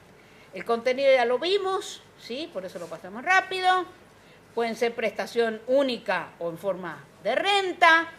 Esa renta puede ser en forma temporaria o indeterminada, pero la regla es que es por tiempo determinado, ¿sí? Por tiempo determinado. Ahí tienen fallos también del Tribunal Español, ¿sí? Bien. Ya tenemos una sentencia sobre el fondo del asunto. Y de acá de Provincia de Buenos Aires, justamente, del 25 de octubre del año pasado. Esta es la primera sentencia que se produce sobre el fondo del asunto, la primera sentencia de Cámara, ¿sí? ¿Qué tuvo en cuenta acá la Cámara al confirmar la sentencia? Dice, el juez de primera instancia le puso, confirma, pero modifica en el monto. Ya vamos a ver. El juez de primera instancia dijo hacer lugar a la demanda por compensación económica por la señora tal y tal, fijando una renta mensual consistente en el 20% del total de facturación mensual del demandado, incluyendo aguinaldos, premios y cualquier gratificación por su desempeño profesional como médico, debe ser el Joaquín, en todas las áreas públicas y privadas en las que se desempeñe. Ello con efecto retroactivo al día de la presentación de la demanda ocurrida el 31 del 10 del 22. Fuerte. Pobre Joaquín, ya no empezó a dar lástima el Joaquín. Y más si la Juanita se fue con la Margarita con el tipo del yate. Pero bueno, ¿qué hizo la Cámara? La Cámara de Apelaciones confirma pero modifica los montos. Modifica la cuantía. Dice que la va a fijar en la suma de 150.000 pesos, que podrá fraccionarse en 3 cuotas iguales y consecutivas, o sea que baja muchísimo. Parecen los 200 euros que habíamos visto en España. Pero tuvo en cuenta más los intereses, la tasa pasiva, etcétera, etcétera. También el tribunal entendió que era erróneo fijarle los intereses a partir de la demanda, porque dijo estos no son alimentos, estas son prestaciones compensatorias. Entonces estaba mal fijarle los alimentos. ¿Cuáles fueron los hechos que tuvo en cuenta el Tribunal de Junín para fijar esta prestación? Nos guste o no nos guste el monto, no importa. Dice, la edad de la peticionante dificulta su inserción en el mercado laboral. Y el hecho de que solo puede ejercer algunas horas como docente, pobre encima de todo y de vuelta. Carácter provisorio del cargo, demuestra el contratiempo que enfrenta para acceder a puestos remunerados. La superior formación y capacitación del esposo, que como vimos era un médico, que es médico con prestación de servicio de su profesión en diversos medios. Una mirada comparativa de la situación de las partes durante la vigencia del matrimonio y la que actualmente ostenta la requirente permite inferir que los bienes que le fueron asignados en la liquidación de la sociedad a la esposa no resultan generadores de ingresos y sí fuentes seguras de erogaciones para su conservación y mantenimiento. Fíjense qué interesante también este dato que tiene. ¿Qué le tocó a esta mujer y le tocó este inmueble. No lo puede ni arrendar ni nada. ¿Y qué? Encima de todo tiene que pagar impuestos. Dice, el cese de la convivencia ocasionó a la señora un abrupto descenso de su nivel de vida. Eso fue lo que dijo el juez de primera instancia para ese monto que, como vimos, parecía medio abultado. La Cámara dice, las prestaciones compensatorias no deben ser utilizadas para volver sobre la idea de culpa, que estaba muy inmersa ahí en la sentencia de primera instancia. Lo equitativo y razonable no es la búsqueda de una nivelación o igualación patrimonial entre las partes, que lo hemos repetido hasta el cansancio, que están todas las filminas, sino la recomposición del correspondiente a uno de ellos por el empobrecimiento, la frustración, etcétera, del otro. La unión matrimonial se extendió por 3 décadas. Ambos eran estudiantes y muy jóvenes. Joaquín y Margarita, no hay nada que hacer. Por condiciones objetivas de la dinámica familiar, nacieron 3 hijos al poco tiempo de casarse. Atención que los mismos requerían al margen de alguna ayuda temporaria que tuvo como su...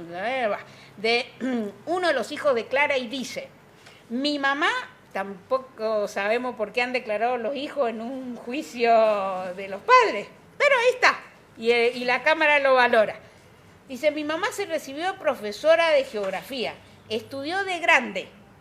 Ella hace primer año cuando mi hermana va por el último del secundario.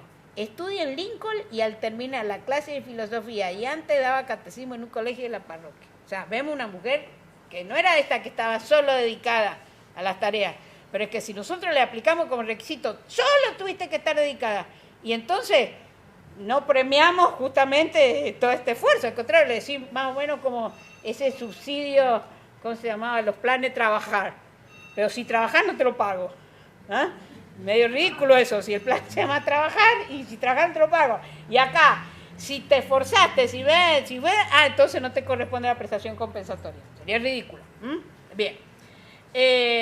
Dice, en función de las distintas vocaciones de los excónyuges, el proyecto del actor al momento de casarse estaba orientado a la docencia. Y el de él de instalarse como médico, las probabilidades de rendimiento económico también eran diferentes. O sea, desde el vamos ya sabíamos que iba a haber esas diferencias de compensación. La posterior reinserción laboral de la mujer se encuentra condicionada por la edad y por la capacitación. Al igual que el tiempo necesario para obtener un beneficio jubilatorio, no se verifica una situación de desequilibrio perpetuo que justifique una renta periódica mensual. El desequilibrio puede ser temporario y por eso de allí se pasaron a las 3 cuotas de 50.000 pesos. Parece poco, nosotros no tenemos el expediente, no sabemos. Un auto al momento del fallo y tenía 3 cargos provisorios y dejó 2 al momento de que saliera la sentencia.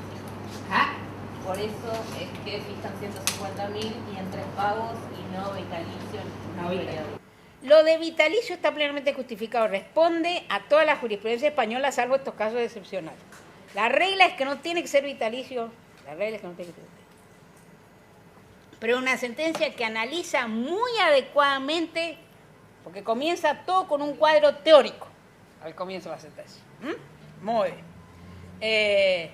Y también se encarga del problema procesal, cuando dice no hay incongruencia en la apelación, porque en los procesos de familia el principio de congruencia tiene gran flexibilidad. Y acá no le estamos modificando los hechos, no ha tenido ninguna violación del derecho de defensa. Bien, vamos ahora a hacernos algunas preguntas, sin perjuicio de las preguntas que después ustedes puedan querer hacer. ¿Se puede modificar el crédito que pasó en una sentencia pasada en la autoridad de cosa juzgada? Si esto es un crédito, si se parece a un accidente de tránsito, ¿sí?, en el que el juez dijo, páguele tantos pesos, ¿puedo después venir a decir, no, mire, señor juez, esto ya pasó en la autoridad de cosa juzgada? La regla es que no la puedo modificar, porque dijimos que es un crédito. Pero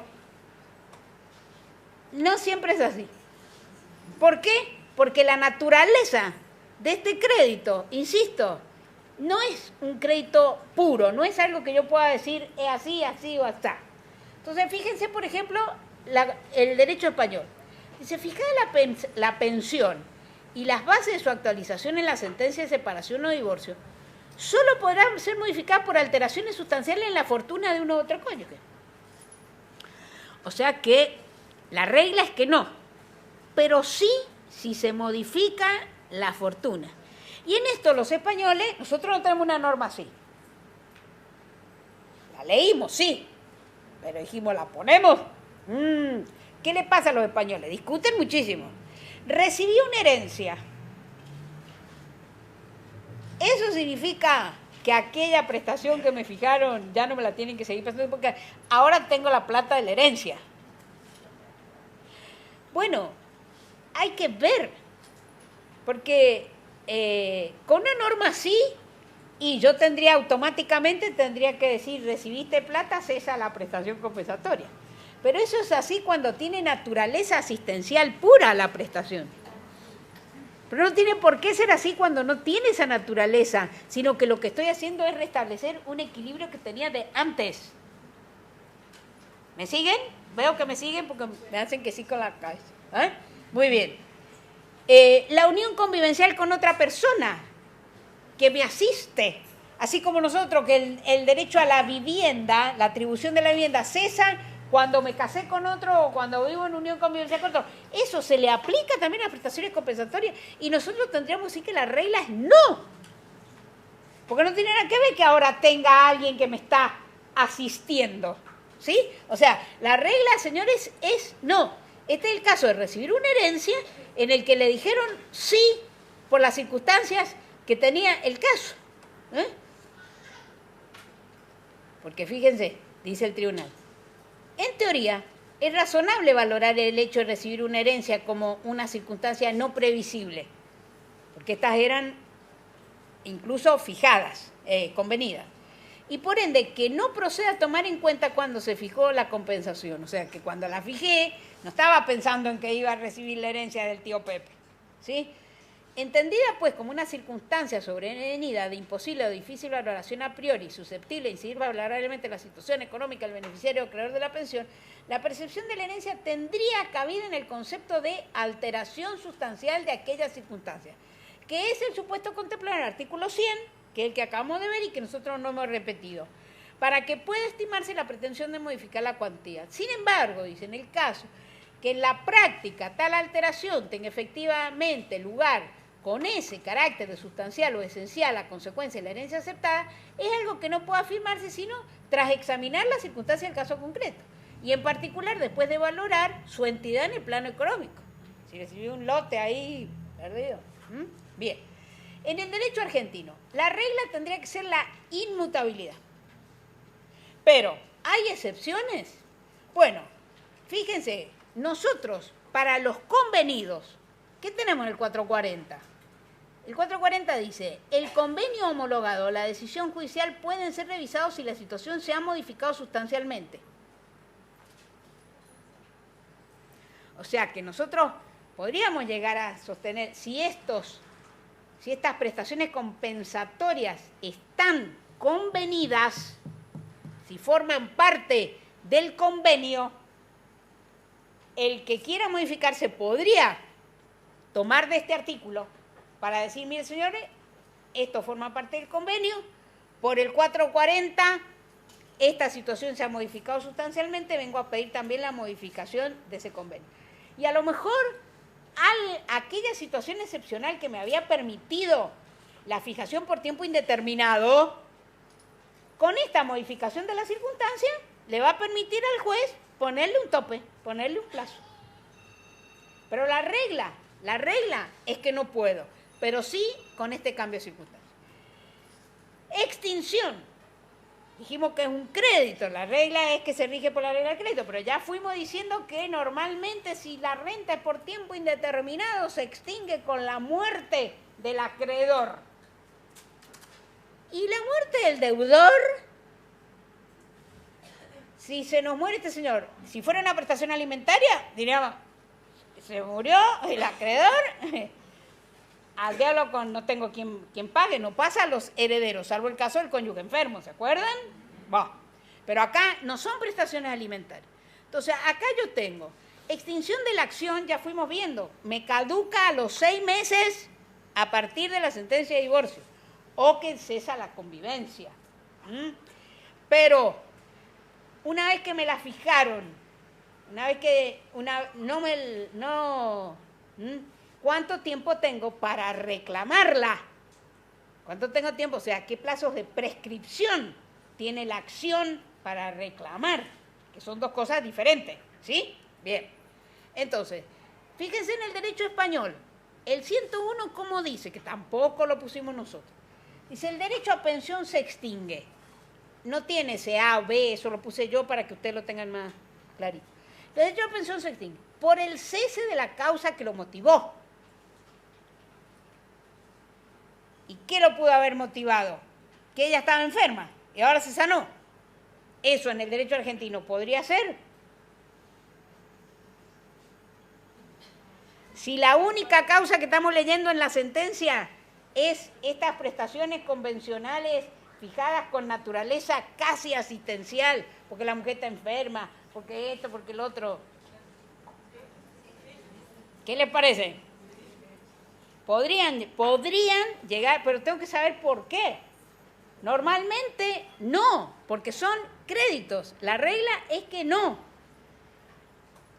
O por contraer el acreedor nuevo matrimonio, o por vivir maritalmente con otra persona. O sea, acá es la regla de los alimentos prácticamente la que tienen los españoles, que nosotros no está. O sea, esas causales que están en el derecho español no son las argentinas. Cuando leamos la jurisprudencia del Supremo y se valgan de este artículo, nosotros no aplicamos al derecho argentino esto, porque no tenemos. Y ahora, fíjense, otra cosa rarísima que tienen los españoles y que por eso nosotros tampoco la pusimos. Dice, el derecho a pensión no se extingue por el solo hecho de la muerte del deudor. O sea, pasan los herederos.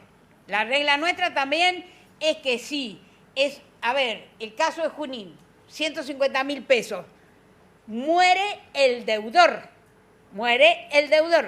La mujer se puede presentar en la sucesión, supongamos que hubiese sido, ¿no es cierto?, segunda esposa o tiene hijo de una segunda, claro que se va a poder presentar. Entonces, la regla, ¿sí?, es que no se extingue por el hecho de la muerte del deudor. Dijimos que como regla sí se va a extinguir por la muerte del acreedor, pero no la del deudor. Dice, no obstante, miren qué cosa extraña esto del derecho español, muy criticado por toda la doctrina española. No obstante, los herederos de este podrán solicitar del juez la reducción o supresión de aquella si el caudal hereditario no pudiera satisfacer las necesidades de la deuda o afectar a sus derechos en la legítima. Nada que ver con nosotros esto. Acá, los herederos, pongamos el caso de Junín, que vivan mucho tiempo el médico con la profesora de geografía, que vivan mucho tiempo, pero supongamos que se nos muere el médico.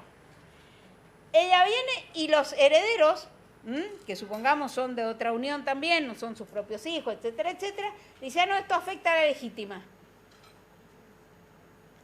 Primero, las prestaciones compensatorias no tienen naturaleza gratuita. Si yo las tengo que calificar como onerosas o gratuitas, voy a decir que son onerosas, porque provienen de un desequilibrio económico. Por lo tanto, no son actos que afectan, no lo puedo meter en los actos que afectan a la legítima. Empezando por ahí. O sea, estas no serían causales invocables en nuestro derecho. Por el cese de la causa que lo motivó, por ejemplo, acá tenemos esta sentencia de Cataluña, también del 2015, dice, el derecho a la prestación compensatoria fijada en forma de pensión se extingue por la mejora de la situación del acreedor. Si dicha mejora deja de justificar la prestación o por empeoramiento de la situación económica del obligado al pago, si dicho empeoramiento justifica la extinción del derecho. Bueno, son, como ustedes ven, son fórmulas muy abiertas. Nosotros la regla es que no. En este caso, ¿qué pasaba? Dice, es cierto que la señora Nuria cuenta ya con 64 años de edad, pero también que la misma se ha ido trabajando desde el 2001 percibiendo 1.100 euros, estos son los 1.000 euristas europeos, ¿no?, al mes en la actualidad, y que la edad legal de jubilación se ha prolongado. No cabe, por otro lado, minimizar, como hace la sala de apelación, la adquisición de una herencia importante, más de 200.000 euros, que le permitirá en un tiempo razonable rentabilizar para obtener los ingresos que puedan complementar su salario y posteriormente la pensión de jubilación. Como ustedes ven, en España tiene mucho de asistencial, que no está en los textos nuestros. Los textos nuestros son más como un crédito, regido por las normas de los créditos. Bien. Por la muerte. Dice, el fallecimiento del acreedor extingue la pensión compensatoria al tratarse de un derecho personalísimo, no transmisible a los herederos del acreedor. Eso no lo dice el artículo, lo dice la doctrina, pero lo diríamos nosotros también. La muerte del deudor, en cambio, esta norma media loca que les dije sobre la legítima. ¿Sí? Bien. Entonces, en estos 10 minutos, lo que nos quedaría, la caducidad ya lo hemos visto, la renuncia. ¿Puedo renunciar anticipadamente? Acá viene una gran discusión. Evidentemente, en el régimen patrimonial del matrimonio, no puedo renunciar, porque las únicas cuestiones a las que el régimen ha quedado de orden público en muchas cuestiones, salvo en todas estas que estamos viendo que dice salvo convenio, y lo que podemos hacer, ¿no es cierto?, es pactar un régimen diferente, que es el régimen de separación, etc. Por lo tanto, en el matrimonio hay una norma que dice son nulas las otras cláusulas. O sea, si son nulas las otras cláusulas, también sería nula esta renuncia anticipada a pedir, nos casamos, nos queremos y mira, y te prometo que nunca te voy a pedir prestaciones compensatorias. No. Ahora, eso, podemos decir, te quiero mucho y como no nos queremos casar, porque esto de casarse no tiene sentido, vamos a vivir juntos, unión convivencial, y mira, te prometo que no te voy a pedir prestaciones compensatorias. Hay una gran discusión sobre esto en el derecho argentino. Acá Ana María también ha escrito. Hay dos posiciones, las dos posiciones han sido sostenidas por prestigiosa doctrina. Ahora nos queda ver qué es lo que va a decir la jurisprudencia. Yo creo que en cada caso vamos a tener que ver cuánta libertad hubo en esa renuncia anticipada, ¿sí? Transcurso del plazo, normalmente dijimos que va a tener un plazo, y los casos de la prescripción, que es lo que vamos a ver ahora. También esto creo que ya se los dije, que en el derecho argentino tenemos una acción autónoma para reclamar después del divorcio, que los españoles no la tienen, hay que pedirlo con el divorcio, si no, no nos van a dejar. Vamos a ver ahora la prescripción. Si yo prometí pagar, yo soy la deudora, ¿sí? Prometí que voy a pagar en un pago único estas prestaciones compensatorias. Bueno, ahí quedó. Hicimos un pacto, dije que voy a pagar tantos pesos, ¿sí? Mi marido, el que se quedó en la casa cuidando a los chicos, Imaginemos esa situación. Bien. Y le prometí que le voy a pagar 400.000 pesos el día tanto, muy bien. Ese día pasa, no pago. ¿Cuánto tiempo tiene mi marido para reclamar? De eso estamos hablando. Entonces, ¿qué tengo yo en el código? Tengo una norma que el plazo genérico es de 5 años, excepto que esté previsto uno diferente. O sea, el plazo común que tenía el Código Civil de 10, ¿sí? Ahora son 5. Como acá no tengo previsto otro plazo, tendríamos que decir, el marido de la doctora Calmaje tiene 5 años para reclamar ese crédito que se fijó ahí a partir del vencimiento del plazo, que es la regla normal de la prescripción. Ahora, no le prometí pagarle una suma única, sino que prometí pagar una renta, que es, como dijimos, lo que va a suceder en la mayoría de los casos. ¿Qué pasa con esas rentas? El artículo 2562 dice que prescriben por 2 años, y el inciso C, el reclamo de todo lo que se devenga por años o plazos periodos más cortos. 2 años. Excepto que tal cosa, y ninguno de esos casos es el excepto de las rentas. O sea que si la fijé en forma de renta, voy a tener 2 años para ir reclamando cada una de esas rentas a medida que se vayan produciendo. Para la unión convivencial, los 5 minutitos que nos quedan, esto está previsto en el artículo 524. ¿Qué característica o qué es la diferencia del matrimonio? Si la he fijado en forma de renta, yo juez, porque por convenio puedo fijar lo que se me dé la gana, pero si no se ha fijado por convenio, no puede ser mayor a la duración de la unión convivencial. Esto no está para el matrimonio. No dice que no puede ser mayor que lo que duró el matrimonio aquí, para las de la renta. Pero acá sí. Siempre el mismo principio. Esto no está para que vivas siempre con esta renta sin trabajar. Entonces, miremos, comparemos los dos textos. Para la unión convivencial, cesada la convivencia, el conviviente que sufre un desequilibrio manifiesto, que significa un empeoramiento de su situación económica con causa adecuada de la convivencia y su ruptura, tiene derecho a la compensación. Acá, ¿qué dice? El cónyuge aquí en el divorcio produce un desequilibrio manifiesto. Desequilibrio manifiesto, que significa un empeoramiento de su situación igual, que tiene por causa adecuada el vínculo matrimonial y su ruptura, tiene derecho a una compensación. Esta puede consistir en una prestación única o por un tiempo determinado. Acuérdense, lo que vimos para el matrimonio normalmente va a ser por tiempo indeterminado, pero se deja abierta la puerta para la indeterminada. Acá, para la unión convivencial, si lo fija el juez, va a ser siempre determinado. ¿Pude convenir otra cosa? Claro que sí. Pero si lo fija el juez, siempre determinado. Puede pagarse con dinero, usufructo, eso igual. La acción para reclamar la compensación económica caduca a los 6 meses de haberse producido cualquiera de las causas de finalización de la convivencia enumeradas en el artículo 523. En cambio, en el matrimonio, a partir de la sentencia de divorcio. En la unión convivencial no tengo ese momento preciso. Entonces, cualquiera de las causas que fija.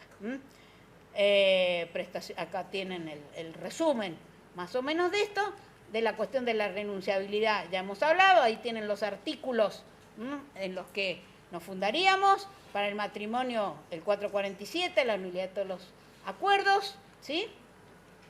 Bien.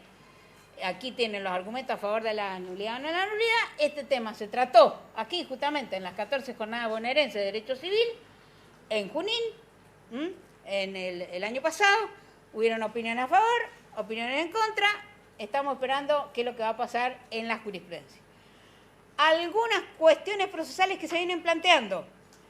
En los códigos donde tengo etapa previa, ¿tengo que ir a la etapa previa o no tengo que ir a la etapa previa para reclamar la compensación?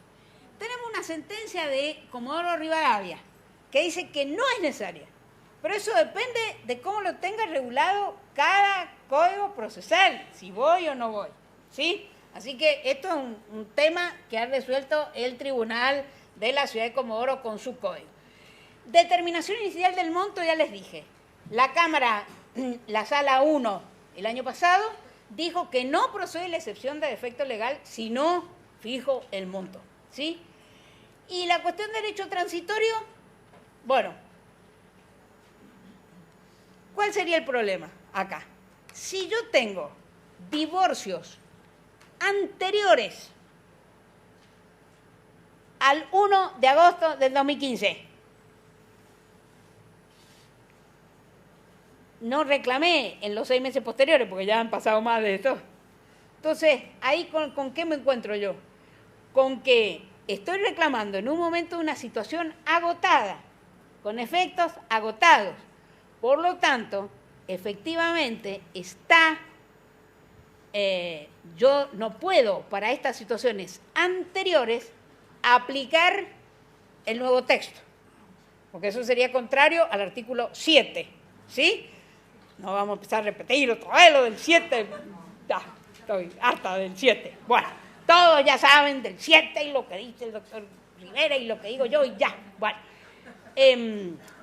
Ahora, la pregunta es, si este voto del doctor de Lázari hubiese sido afirmativo diciendo, mire, efectivamente, acá vinieron reclamando esto, porque el doctor de Lázari, ¿por qué niega las prestaciones compensatorias? Porque en definitiva él dice, mire, yo no puedo sacar de la galera una prestación que nadie reclamó. Estas son justamente las situaciones de gran injusticia que se arreglan con las prestaciones compensatorias. Pónganlas en el código, por poco nos dice. ¿Sí? Ahora, si hubiésemos tenido una jurisprudencia anterior que dijese que proceden las prestaciones compensatorias, no es la situación, pero si la hubiésemos tenido, si hubiésemos tenido esa jurisprudencia, los jueces hoy dirían, bueno, mire, si sin norma teníamos aquello, vamos a seguir aplicando esa jurisprudencia. Aplico esa jurisprudencia. Pero como les digo, esa jurisprudencia es inexistente. Entonces, la regla es, señores, todo lo que pasó hasta 6 meses después del 1 de agosto del 2015, me agotó el problema para pedir prestaciones compensatorias por situaciones que concluyeron antes. Y es lo que viene diciendo la jurisprudencia. Acá tienen la Cámara de San Isidro, que dice, bueno, 4:30, hasta que termine de entenderlo no paro, dice esta. Me parece que no es tan difícil el asunto. Creo que ya lo estamos más o menos manejando. Así que bueno, muchas gracias.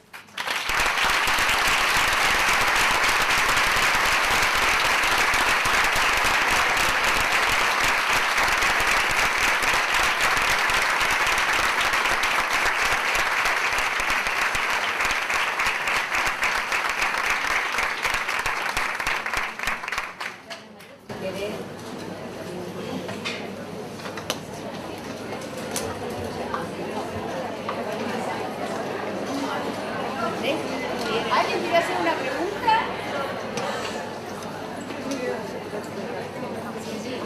Sí.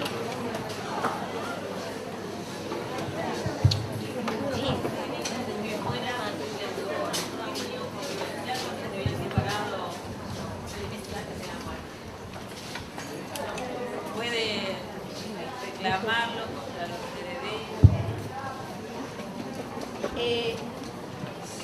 La unión convivencial también cesa por muerte, pero el ejemplo que me estás poniendo es una unión convivencial que ha cesado y 3 meses después se muere, ¿sí?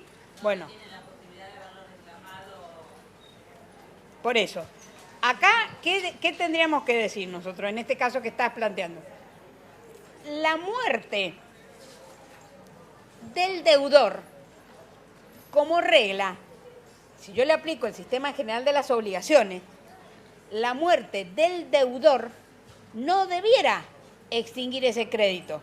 Y sí, podría reclamarse, como no la tenía caduca, la acción, porque me faltaban todavía, estamos todos casos posteriores a agosto del 2015, ¿no es cierto? Muy bien.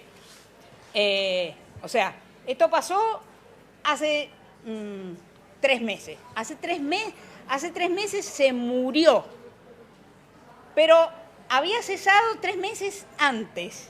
Bueno, teóricamente, esos herederos tendrían 3 meses más para reclamarlo. O sea, la mujer, desde que había cesado, tenía 6 meses, pero se le muere en el medio, ¿sí? Entonces, si estas fueran prestaciones que no tienen nada que ver con lo asistencial, entonces tendríamos que decir, sí puede. Ahora, ¿qué tipo de prestación compensatoria viene a pedir esta mujer? ¿Qué es lo que viene a pedir? Que ahora, como está en un régimen igual al de la separación de bienes, porque en la unión convivencial es como estar en un régimen de separación de bienes, y mire, he tenido un verdadero empobrecimiento y se ha producido este desequilibrio, etcétera, etcétera. En mi opinión, desde esa perspectiva, puede reclamar contra los herederos, porque no es personal del acreedor, pero no es personal del deudor, es diferente a los alimentos. Pero siempre va a tener, no se le amplía el plazo, tiene el plazo que hubiese tenido estando él vivo.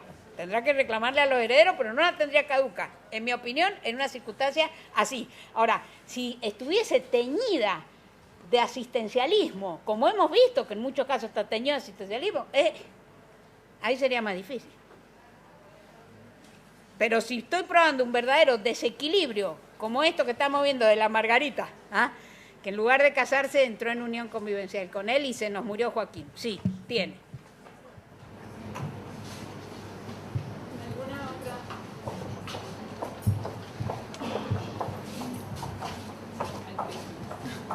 Hay otra pregunta.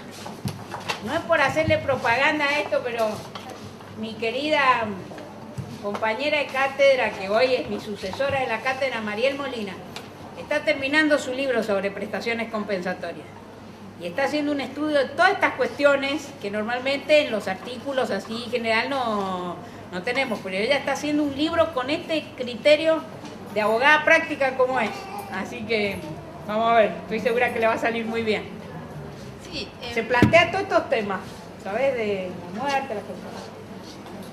sí, en el plazo de esos 6 meses, durante el matrimonio hubo una situación de violencia crónica, que hay múltiples expedientes, y durante esos meses la señora que le iba a reclamar quedó al cuidado de un hijo que tuvo una internación psiquiátrica.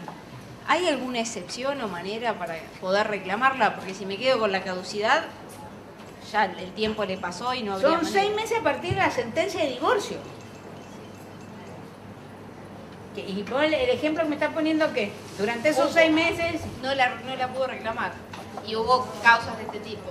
Bueno, los plazos de caducidad ni se suspenden, ni se interrumpen, ni se aplican los plazos de dispensa de la prescripción ya corrida. Esa es la regla, lamentablemente.